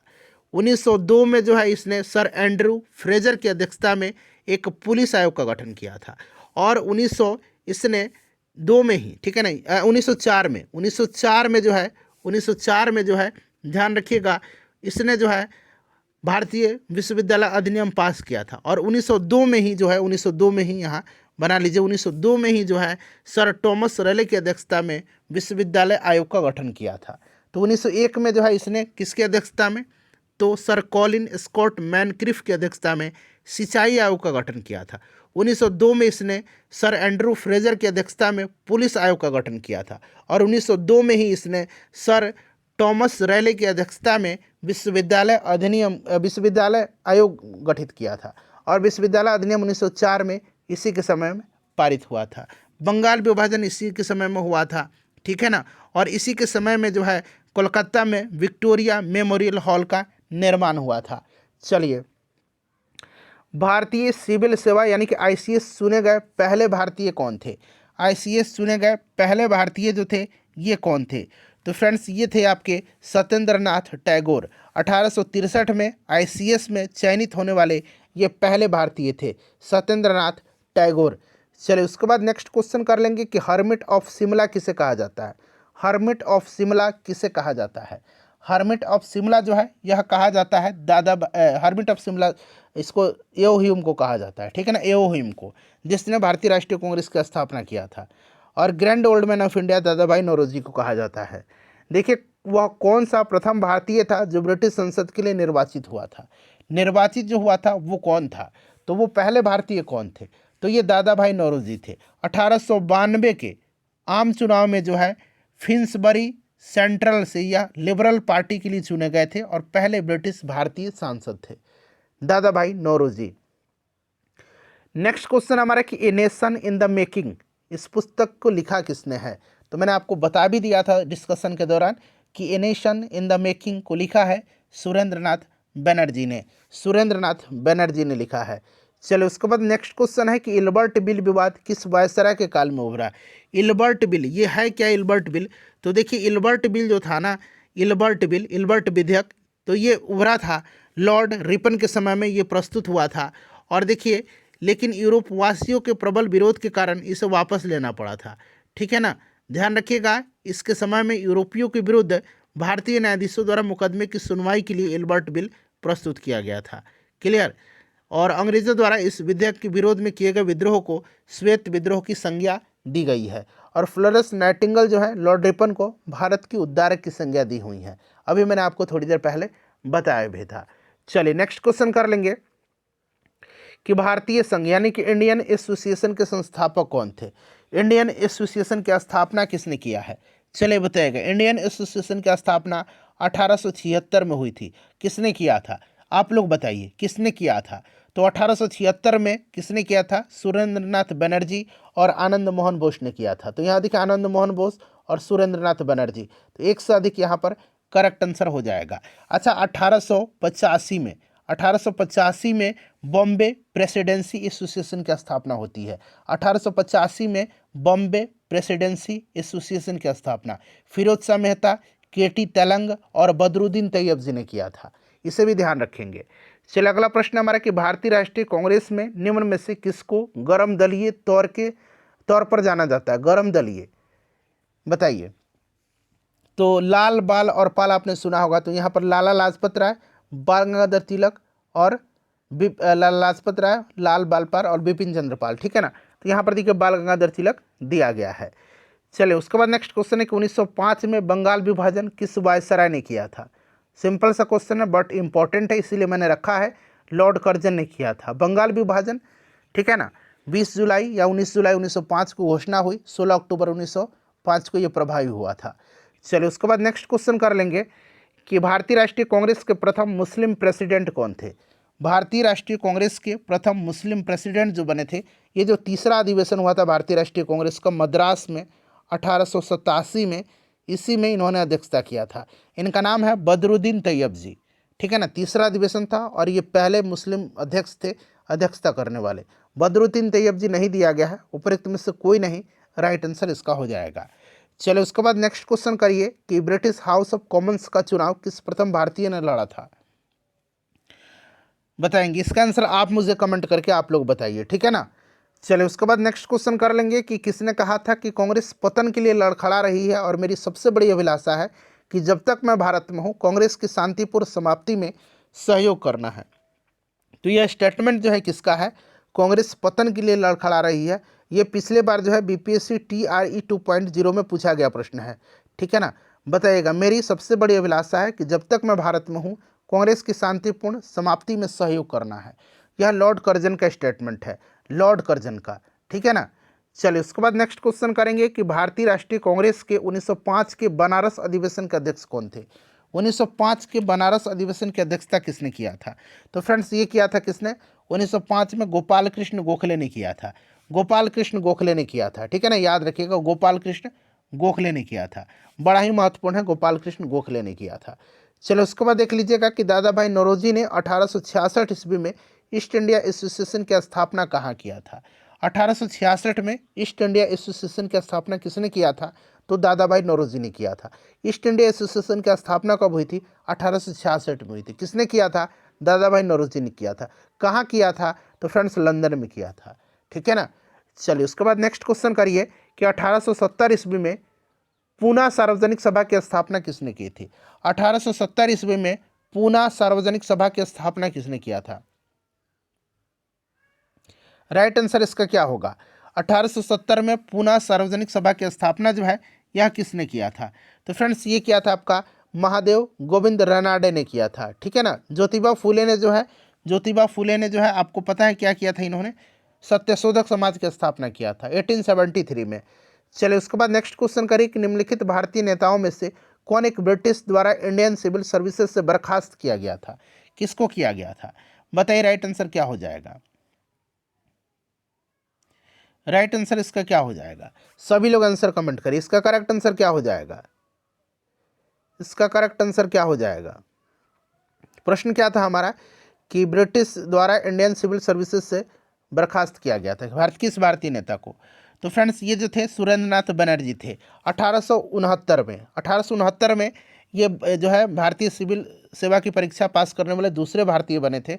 और इन्होंने जो है इन पर आरोप लगाया गया था कि इन्होंने अपनी उम्र जो है गलत तरीके से प्रस्तुत किया था, इसी के आरोप में इनको हटाया गया था। चलिए उसके बाद देखिए लैंड होल्डर्स सोसाइटी कलकत्ता के संस्थापक कौन थे। लैंड होल्डर्स सोसाइटी कोलकाता के संस्थापक कौन थे, चलिए बताइएगा। सभी लोग आंसर कमेंट करिए फ्रेंड्स। बड़ा ही महत्वपूर्ण session BPSC TRE 3.0 modern history marathon class हम लोग कवर कर रहे हैं 2024 के लिए। चलिए बताइए BPSC TRE 3.0 modern history marathon class चल रहा है। बताइए लैंड होल्डर सोसाइटी कलकत्ता के संस्थापक कौन थे। तो फ्रेंड्स द्वारकानाथ टैगोर थे, द्वारकानाथ टैगोर राइट आंसर इसका हो जाएगा। अगला प्रश्न कि सुरेंद्र नाथ बनर्जी और आनंद मोहन बोस ने कांग्रेस के जन्म से पहले किस राष्ट्रवादी पार्टी की स्थापना की जो कांग्रेस के पूर्ववर्ती संगठनों में सबसे अधिक महत्वपूर्ण थी। तो अभी मैंने बताया था आपको कि सुरेंद्र नाथ बनर्जी और आनंद मोहन बोस ने जो है 1876 में जो है किस पार्टी का गठन किया था। तो इंडियन एसोसिएशन का, ठीक है ना। चलिए देखिए इंडियन एसोसिएशन द्वारा कोलकाता में आयोजित अखिल भारतीय राष्ट्रीय सम्मेलन यानी कि इंडियन नेशनल कॉन्फ्रेंस कब हुआ था। इंडियन एसोसिएशन द्वारा कोलकाता में आयोजित अखिल भारतीय राष्ट्रीय सम्मेलन इंडियन नेशनल कॉन्फ्रेंस कब हुआ था। तो फ्रेंड्स ये हुआ था कब, तो ध्यान दीजिएगा 1883 में हुआ था, ठीक है ना, 1883 में हुआ था। नेक्स्ट क्वेश्चन हमारा कि भारतीय राष्ट्रीय कांग्रेस के साथ इंडियन एसोसिएशन का विलय कब हुआ था। इंडियन एसोसिएशन जो कि दादा भाई नौरोजी इंडियन एसोसिएशन सुरेंद्र नाथ बनर्जी और आनंद मोहन बोस की थी 1876 में, इसका विलय कांग्रेस के साथ 1886 में हो गया। चलिए नेक्स्ट क्वेश्चन है कि भारतीय राष्ट्रीय कांग्रेस के प्रथम सत्र की बैठक में कितने प्रतिनिधियों ने भाग लिया था। तो ये बंबई में हुआ था, WC बनर्जी अध्यक्ष थे और इसमें 72 प्रतिनिधियों ने हिस्सा लिया था। 72 राइट आंसर हो जाएगा, 72। चलिए उसके बाद नेक्स्ट क्वेश्चन करिएगा। अगला प्रश्न है सुमेलित करना है। एक मिनट, नहीं सुमेलित नहीं है, इसमें कौन सा सुमेलित नहीं है और यहाँ से आपको आंसर चुन करके बताना है, ठीक है। केवल 1, केवल 2, केवल 3, 4, एक से अधिक कोई नहीं। चलिए देखिए कौन सा इसमें से सुमेलित नहीं है। देखिए history of Indian national Congress, ये पट्टाभी सीतारामैया की पुस्तक है, बिल्कुल सही है। How India fought for freedom, ये लाला लाजपत राय की नहीं है। How India fought for freedom ये एनी बेसेंट की है। किसकी है, ये एनी बेसेंट की है, एनी बेसेंट की है, ठीक है। इंडिया टुडे RP दत्त का सही है और 1857 SN सेन का है, SN सेन का है। तो यहाँ पर ये वाला आपको सही दिया गया है, पूछा गया है इसमें से कौन सा सही नहीं है। चलिए बताइएगा। अब राइट आंसर आप लोग तो आसानी से बता देंगे कि इसका आंसर क्या होगा। बताइए राइट आंसर इसका क्या हो जाएगा। तो केवल 2 जो होगा, केवल दो इसका करेक्ट आंसर हो जाएगा, ठीक है ना। और लाला लाजपत राय की अगर हम पुस्तक की बात करते हैं तो लाला लाजपत राय की पुस्तक का नाम है अनहैप्पी इंडिया। अनहैप्पी इंडिया पूछ ले किसकी पुस्तक है, तो लाला लाजपत राय की अनहैप्पी इंडिया, ठीक है। अच्छा इंडिया डिवाइडेड पूछा जा सकता है। इंडिया डिवाइडेड पुस्तक के लेखक कौन है। इंडिया डिवाइडेड राजेंद्र प्रसाद है। इंडिया डिवाइडेड पुस्तक के लेखक कौन है, राजेंद्र प्रसाद हैं, ठीक है ना। याद रखिएगा बड़ा ही महत्वपूर्ण है ये इंडिया डिवाइडेड। इंडिया अनरेस्ट किसने लिखा है, इंडियन अनरेस्ट लिखा है वैलेंटाइन सिरोल ने, ठीक है। War of Indian independence Veer Savarkar ने लिखा है, इंडिया फॉर इंडियंस बुक को लिखा है चित्तरंजन दास ने, ठीक है ना फ्रेंड्स। तो ये सब आप याद रखिएगा। तो यहाँ पर देखिए केवल 2 राइट आंसर होगा इसका, जो कि सुमेलित नहीं है, केवल 2, केवल 2। चलिए नेक्स्ट क्वेश्चन है हमारा कि निम्नलिखित में से किसने एक सार्वजनिक भाषण में राष्ट्रीय कांग्रेस पर हमला किया, ठीक है, और उसे जनता के एक बहुत सूक्ष्म भाग यानी कि माइक्रोस्कोपिक माइनॉरिटी का प्रतिनिधित्व बता करके उसका हंसी उड़ाया था, मजाक उड़ाया था। किसने जो है सार्वजनिक भाषण के दौरान भारतीय राष्ट्रीय कांग्रेस पर हमला करते हुए उस जनता की एक बहुत सूक्ष्म भाग माइक्रोस्कोपिक माइनॉरिटी का प्रतिनिधित्व बना करके उसकी मजाक उड़ाई थी? तो ये डफरिन ने किया था। किसने किया था? डफरिन ने किया था, ठीक है ना। चलिए उसके बाद देखिए किसने कहा था, मुझे खुशी है कि कांग्रेस बराबर नीचे की ओर जा रही है क्योंकि यह एक राजद्रोही संस्था है और इसके नेता संदिग्ध चरित्र के लोग हैं। यह कथन किसका है बताइए? कथन किसका है? तो ये लॉर्ड एल्गिन द्वितीय का कथन है। और लॉर्ड एल्गिन द्वितीय का एक और कथन है जो कि यहाँ पर आपको नीचे दिया भी जाएगा, मिलेगा आपको, ठीक है ना। चलिए किसने कहा था कि हमें मर्दों की तरह खुल करके कहना चाहिए कि हम अपने मज्जा तक राजभक्त हैं और हमें अंग्रेजी राज्य से हुए फायदों का ज्ञान है। यह स्टेटमेंट किसका है? यह स्टेटमेंट दादा भाई नौरोजी का है। किसका है? दादा भाई नौरोजी का है। चलिए उस प्रश्न पढ़ेंगे। देखिए किस वर्ष लॉर्ड लिटन ने भाषाई आधार पर प्रेस की स्वतंत्रता को प्रतिबंधित कर दिया? अब यहाँ पर फ्रेंड्स ध्यान दीजिएगा। देखिए 1878 ईस्वी में 1878 ईस्वी में लॉर्ड लिटन ने भारतीय समाचार पत्र अधिनियम यानी कि वर्नाक्यूलर प्रेस एक्ट पारित करके भारतीय प्रेस के स्थानीय भारतीय भाषाओं में प्रकाशित समाचार पत्रों पर कठोर प्रतिबंध लगा दिया। और इस कानून में यह प्रावधान किया गया था कि अगर किसी अखबार में कोई आपत्तिजनक चीज़ छपती है तो सरकार उसकी प्रिंटिंग प्रेस सहित सारी संपत्ति जब्त कर सकती है। तो यहाँ पर देखिए 1878 राइट आंसर हो जाएगा। और देखिए फ्रेंड्स 1882 में लॉर्ड रिपन ने, किसने? लॉर्ड रिपन ने जो है वर्नाक्यूलर प्रेस एक्ट को समाप्त किया था। और देखिए भारतीय प्रेस का मुक्तिदाता किसको कहा जाता है? यह भी प्रश्न हो सकता है आपके एग्जाम में बन जाए। भारतीय प्रेस का मुक्तिदाता कहा जाता है चार्ल्स मेटकॉफ को। चार्ल्स मेटकॉफ को भारतीय प्रेस का मुक्तिदाता कहा जाता है। तो फ्रेंड्स ये सारे पॉइंट्स आप ध्यान रखेंगे। मैं प्रयास करूंगा कि सब कुछ डिटेल में आपको बताते चलूं। और देखिए बीपीएससी टीआरई 3.0 के लिए अब रेगुलर क्लास चलेगा। चैनल से जुड़ जाइए और अपने फ्रेंड्स को भी बताइए। जो हमने पिछली बार तैयारी कराई हुई थी एनसीईआरटी से और जो भी मैंने प्रीवियस ईयर का क्वेश्चन कराया हुआ था वहाँ से काफ़ी सारे प्रश्न इस बार बीपीएससी टीआरई 3 में पूछे गए थे। चलिए अगला प्रश्न करेंगे फ्रेंड्स। नेक्स्ट क्वेश्चन है हमारा। देखिए जालियांवाला बाग नरसंहार की जांच हेतु गठित बॉर्डर इंक्वायरी कमेटी यानी कि हंटर कमेटी में किस भारतीय को स्थान मिला था?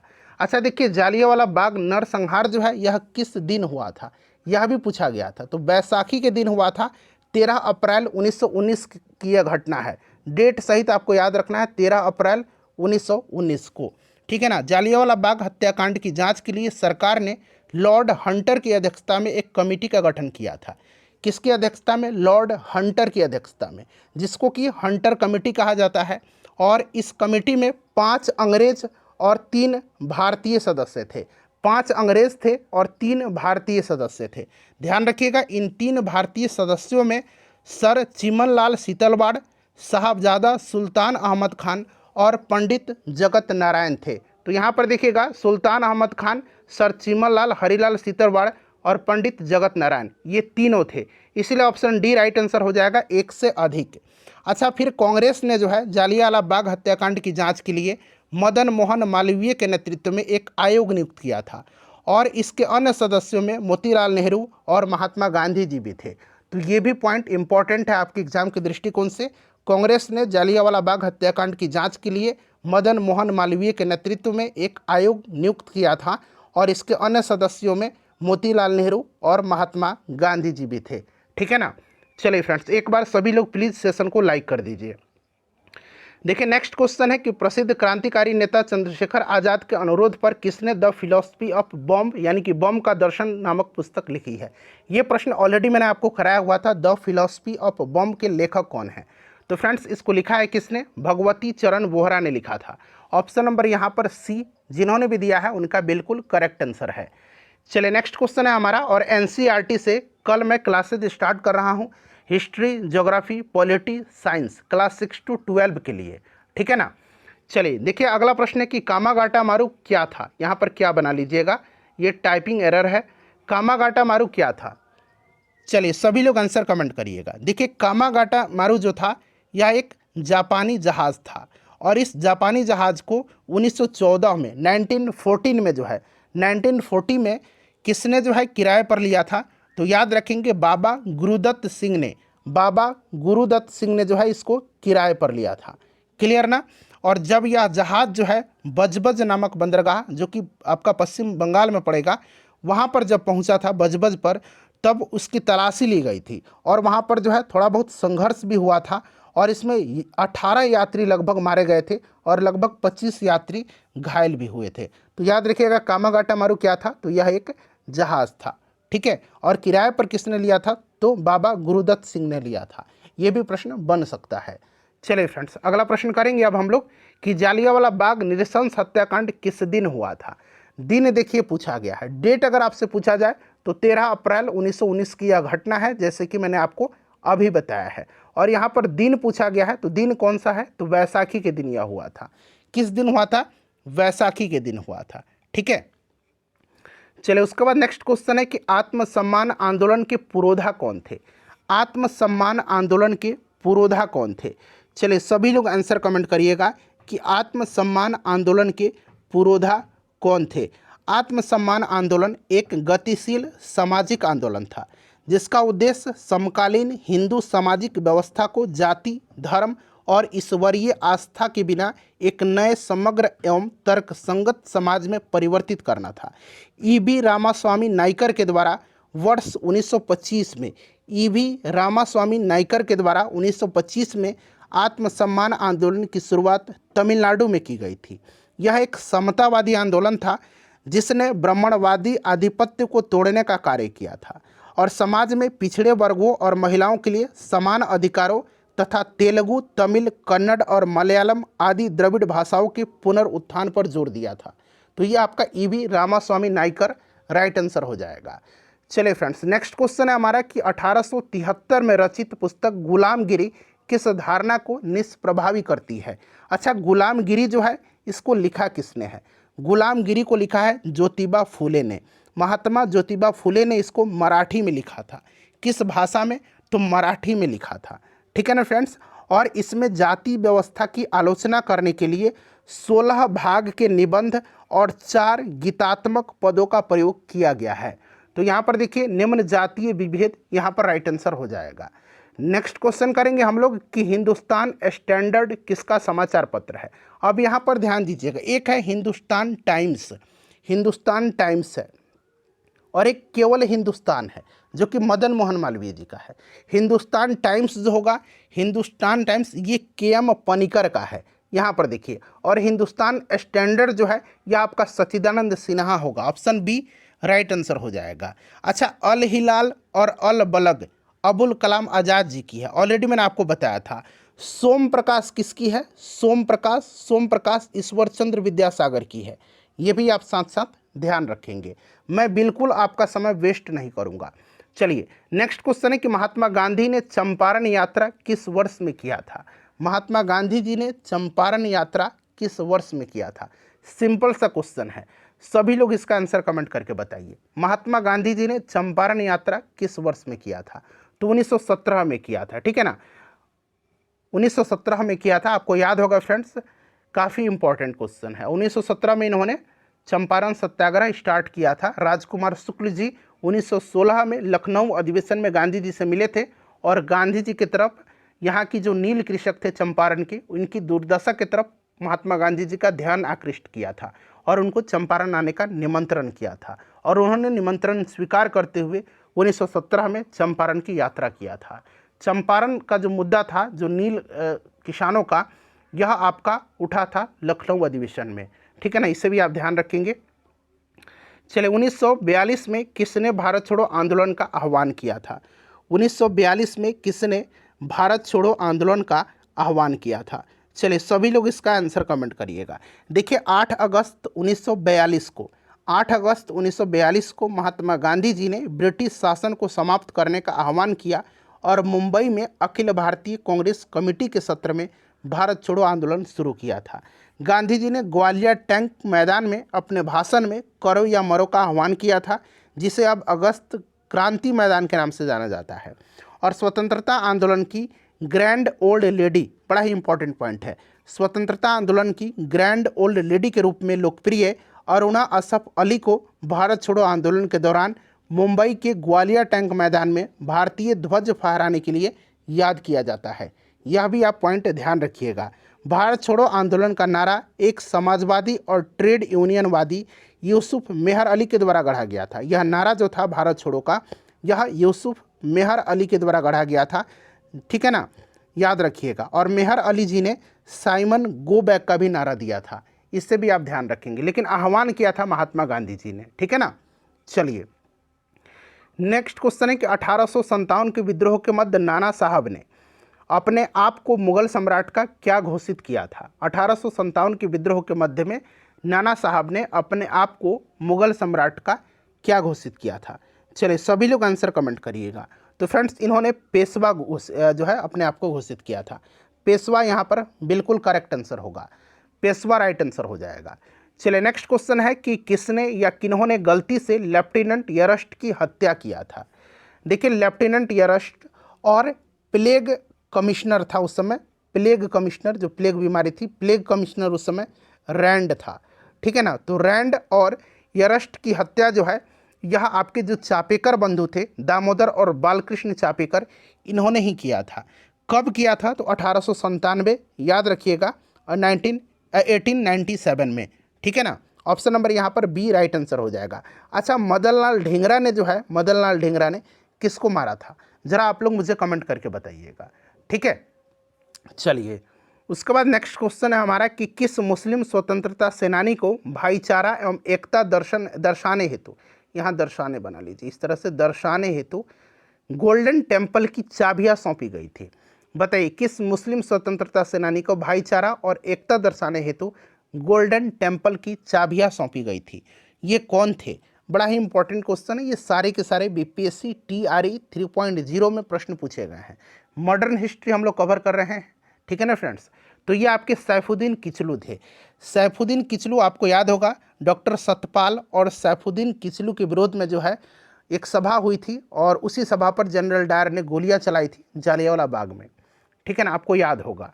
तो ये सैफुद्दीन किचलू थे। और एक मैं इंपॉर्टेंट पॉइंट बता रहा हूँ, स्वतंत्रता के बाद 1952 में, ठीक है ना, 1952 में जो है लेनिन, यहाँ मैं लिख देता हूँ, लेनिन शांति पुरस्कार, लेनिन शांति पुरस्कार 1952 में लेनिन शांति पुरस्कार से सम्मानित होने वाले ये पहले भारतीय हैं सैफुद्दीन किचलू, ये भी आप साथ साथ याद रखिएगा, ठीक है ना। चलिए अब अगला प्रश्न करेंगे। नेक्स्ट क्वेश्चन है हमारा कि 21 अक्टूबर 1943 को किस स्थान पर सुभाष चंद्र बोस ने स्वतंत्र भारत की अंतरिम सरकार का गठन किया था। बताइए सभी लोग आंसर कमेंट करिएगा। 21 अक्टूबर 1943 को किस स्थान पर सुभाष चंद्र बोस जी ने स्वतंत्र भारत की अंतरिम सरकार का गठन किया था? तो इन्होंने किया था सिंगापुर में। कहाँ पर? सिंगापुर में किया था। अगला प्रश्न करेंगे। नेक्स्ट क्वेश्चन है कि इनमें से कौन वंदे मातरम समाचार पत्र के संपादक थे? वंदे मातरम समाचार पत्र के संपादक, ध्यान से सुनिएगा, वंदे मातरम समाचार पत्र के संपादक। अच्छा, वंदे मातरम जो गाना है यह आनंद मठ से लिया गया, बंकिम चंद्र चटर्जी की, लेकिन यहाँ पर वंदे मातरम समाचार पत्र पूछा गया। इसके संपादक कौन थे? तो अरविंद घोष थे। अरविंद घोष यहाँ पर राइट आंसर हो जाएगा, ठीक है ना। चलिए, ऑल इंडिया हरिजन संघ की स्थापना 1932 में किसके द्वारा किया गया था? एक प्रश्न तो वैसे भी आपका बन जाएगा कि ऑल इंडिया हरिजन संघ की स्थापना कब किया गया था? तो याद रखिएगा 1932 में। किसने किया था? तो ये महात्मा गांधी जी ने किया था। किसने किया था? महात्मा गांधी जी ने किया था। बड़ा ही इंपॉर्टेंट क्वेश्चन है, ठीक है ना, याद रखिएगा किसने किया था? तो महात्मा गांधी जी ने किया था। बहुत ही इंपॉर्टेंट क्वेश्चन है फ्रेंड्स, ये बार बार एग्जाम में पूछा जाता। और भीमराव अंबेडकर जी ने स्वतंत्र श्रमिक पार्टी की स्थापना किया था। भीमराव अंबेडकर जी ने स्वतंत्र श्रमिक पार्टी की स्थापना किया था और बहिष्कृत हितकारिणी सभा की स्थापना किया था भीमराव अंबेडकर जी ने। इसे भी आप ध्यान रखिएगा, ठीक है ना। चलिए नेक्स्ट क्वेश्चन है कि कौन सी घटना सबसे पहले हुई थी? कौन सी घटना इसमें से सबसे पहले हुई थी? बताइए राइट आंसर इसका क्या होगा। चलिए देखिए, भारत छोड़ो आंदोलन का प्रस्ताव जो है ये अगस्त 1942 की घटना है। ठीक है, ध्यान से सुनिएगा। गवर्नर जनरल के पद पर लॉर्ड बेबल का आगमन। तो लॉर्ड बेबल का कार्यकाल आपको याद होगा 1944 से लेकर के 1947 तक रहा था, और ये घटना अगस्त 1942 की है। ठीक है, और स्क्रिप्स मिशन का आगमन कब हुआ था, तो ये घटना जो है ये मार्च 1942 की है। ठीक है, तो पहले कौन सी हो गई, मार्च वाली घटना, चूंकि ये अगस्त 1942 है तो क्रिप्स मिशन का आगमन राइट आंसर हो जाएगा। क्रिप्स मिशन यहाँ पर करेक्ट आंसर हो जाएगा। ठीक है, क्रिप्स मिशन जब भारत आया था उस समय वायसराय कौन था, ये भी प्रश्न बन सकता है। तो क्रिप्स मिशन के आगमन के समय वायसराय लॉर्ड लिनलिथगो था। कौन था फ्रेंड्स, लॉर्ड लिनलिथगो था। इसे भी आप याद रखेंगे, कौन था, लॉर्ड लिनलिथगो था। ठीक है, 1942 में क्रिप्स मिशन भारत आया था। चलिए नेक्स्ट क्वेश्चन है हमारा कि इनमें से किसने यह कहते हुए भारतीय राष्ट्रीय कांग्रेस की हंसी उड़ाई कि यह एक बहुत सूक्ष्म भाग यानी कि माइनॉरिटी अल्पसंख्यक का प्रतिनिधित्व करता है। ये प्रश्न डायरेक्टली पूछा गया था। चलिए देखिएगा, किसने यह कहते हुए हंसी उड़ाई थी कि कांग्रेस एक बहुत सूक्ष्म भाग यानी कि अल्पसंख्यक, अंग्रेजी में इसको माइनॉरिटी बोलेंगे, का प्रतिनिधित्व करता है।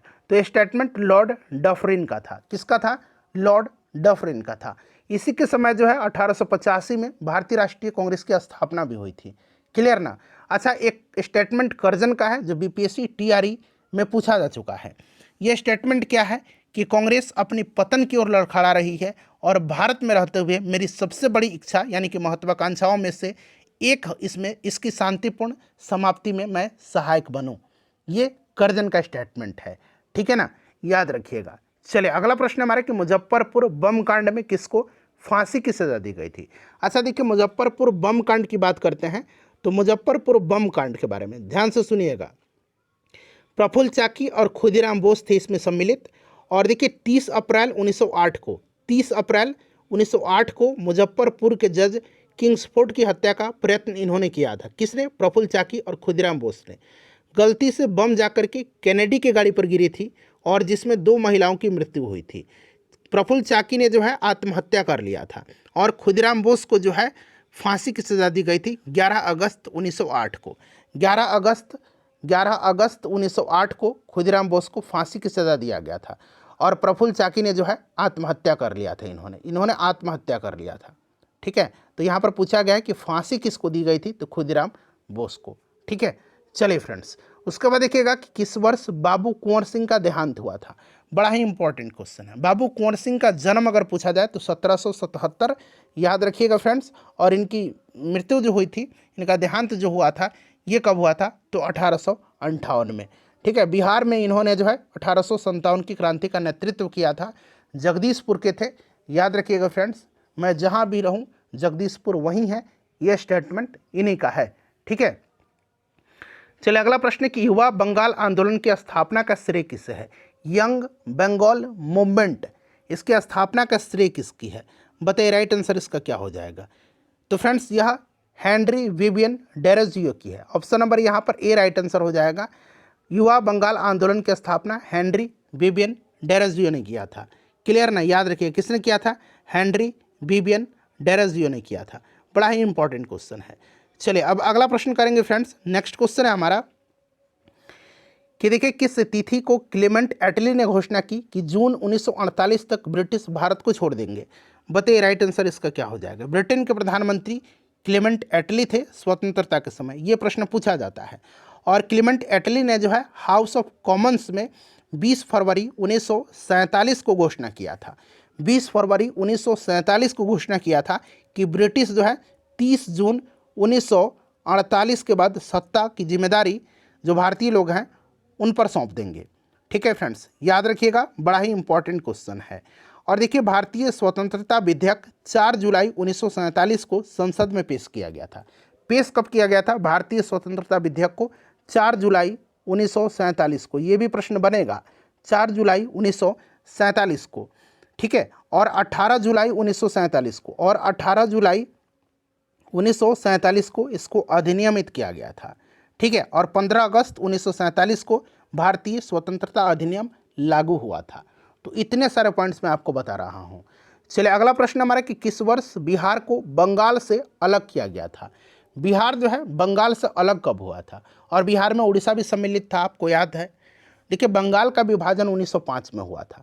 बंगाल जो से अलग बिहार जो हुआ था कब हुआ था, बिहार को बंगाल से अलग 1912 में किया गया था। ऑप्शन में नहीं है, उपरोक्त में से कोई नहीं राइट आंसर हो जाएगा, क्योंकि बिहार में उड़ीसा सम्मिलित था और बिहार और उड़ीसा अलग हुए थे 1936 में, और फिर बिहार से झारखंड कब अलग हुआ था, तो 15 नवंबर सन 2000 को।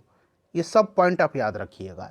चलिए फ्रेंड्स अगला प्रश्न है हमारा कि 1832-33 के मध्य कोल विद्रोह का नेतृत्व किसने किया था। कोल विद्रोह का नेतृत्व किसने किया था, चलिए बताइए राइट आंसर क्या हो जाएगा। 1832-33 याद रखिएगा, और इसके नेता बुधु भगत, जुआ भगत, झिंदराय मानकी, मादरा महत यानी मादरा महतो भी कह सकते हैं, ये सब थे। बुधु भगत, जुआ भगत, झिंदराय मानकी, मादरा महतो, ये सब थे, ठीक है ना। तो यहाँ पर इनमें से कोई नहीं राइट आंसर होगा। यहाँ पर देखिए सिद्धू कानू जो थे ये संथाल विद्रोह के नेता थे।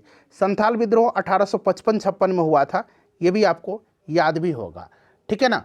चलिए फ्रेंड्स अगला प्रश्न करेंगे हम लोग कि निम्नलिखित में से भारत छोड़ो आंदोलन 1942 का मुख्य कारण क्या था। बताइए, सभी लोग आंसर कमेंट करिएगा, भारत छोड़ो आंदोलन का मुख्य कारण क्या था।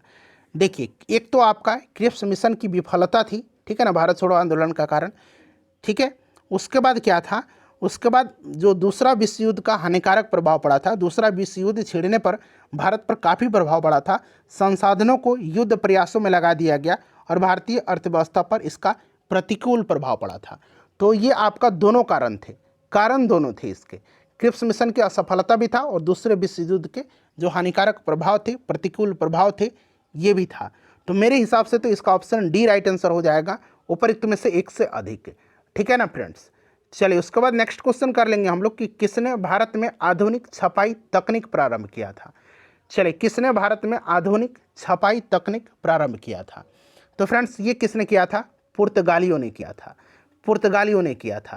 उसके बाद देखिए अगला प्रश्न, किसने कहा था कि भारतवर्ष तलवार के बल पर जीता गया था और तलवार के बल पर ही ब्रितानी कब्जे में रखा जाएगा, यानी कि ब्रिटिश कब्जे में रखा जाएगा। तो ये लॉर्ड एल्गिन द्वितीय का है। तो दो स्टेटमेंट मिल गया लॉर्ड एल्गिन द्वितीय का, एक ये वाला और एक ये वाला स्टेटमेंट, ठीक है ना, कि मुझे खुशी है कि कांग्रेस बराबर नीचे की ओर जा रही है क्योंकि यह एक राजद्रोही संस्था है और इसके नेता संदिग्ध चरित्र के लोग हैं। और दूसरा स्टेटमेंट है कि भारतवर्ष तलवार के बल पर जीता गया था और तलवार के बल पर ही इसे ब्रितानी कब्जे में रखा जाएगा, लॉर्ड एल्गिन द्वितीय का यह कथन है। चलो उसके बाद देखिएगा कि निम्नलिखित में से किसने इंडियन नेशनल कांग्रेस की नरम दलीय राजनीति की व्यवस्थित आलोचना न्यू लैम्प्स फॉर ओल्ड शीर्षक लेखक की श्रृंखला में किया है। तो मैंने आपको बता ही दिया था 1893 में अरविंद घोष आए थे ना इंडिया, तो ये अरविंद घोष है। चलिए उसके बाद देखिए 1 मिनट रुकिए, गोपाल कृष्ण गोखले ने किस वर्ष में servants of India society Bharat Sevak Sangh की स्थापना किया था। गोपाल कृष्ण गोखले ने किस वर्ष भारत सेवक संघ यानी कि सर्वेंट्स ऑफ इंडिया सोसाइटी की स्थापना किया था। तो फ्रेंड्स इन्होंने किया था 1905 में, याद रखिएगा 1905 में किया था। बड़ा ही महत्वपूर्ण क्वेश्चन है ये, बड़ा ही महत्वपूर्ण क्वेश्चन है, ठीक है। चलिए नेक्स्ट क्वेश्चन है, अच्छा गोपाल कृष्ण गोखले किसके राजनीतिक गुरु हैं। गोपाल कृष्ण गोखले किसके राजनीतिक गुरु हैं, जरा आप मुझे कमेंट करके बता दीजिएगा, सारे लोग बताइएगा, ठीक है ना। चलिए उसके बाद देखिएगा कि किस उग्रवादी नेता ने उदारवादियों के संबंध में कहा था, यदि हम साल में एक बार मेढकों की तरह टरटरा करके चुप होते रहें तो हमें कभी अपने प्रयासों में सफलता नहीं मिलेगी। यह स्टेटमेंट किस उदारवादी के संबंध उग्रवादी नेता का है, उदारवादियों के संबंध में। साल में बस एक बार टटरा लिए, चुप हो गए तो फिर हमें सफलता प्राप्त अपने प्रयासों में नहीं होगी। यह स्टेटमेंट है बाल गंगाधर तिलक का, बाल गंगाधर तिलक करेक्ट आंसर हो जाएगा। देखिए पंजाब का ब्रिटिश साम्राज्य में विलय कब हुआ था, यह भी प्रश्न बड़ा ही महत्वपूर्ण है। पंजाब का ब्रिटिश साम्राज्य में विलय लॉर्ड डलहौजी के समय में हुआ था, कब, तो 1849 में। 1849 में लॉर्ड डलहौजी के समय अंतिम रूप से पंजाब का विलय ब्रिटिश साम्राज्य में किया गया। देखिए सुभाष चंद्र बोस द्वारा फॉरवर्ड ब्लॉक का गठन कब किया गया था। सुभाष चंद्र बोस के द्वारा फॉरवर्ड ब्लॉक का गठन जो है यह कब किया गया था, फटाफट आंसर कमेंट करिए। तो फ्रेंड्स ये 1939 में जो है सुभाष चंद्र बोस के द्वारा फॉरवर्ड ब्लॉक का गठन किया गया था। चलिए उसके बाद नेक्स्ट क्वेश्चन है कि guilty man of India's partition पुस्तक के लेखक कौन है। बड़ा ही महत्वपूर्ण पुस्तक है यह, guilty man of India's partition, ठीक है ना।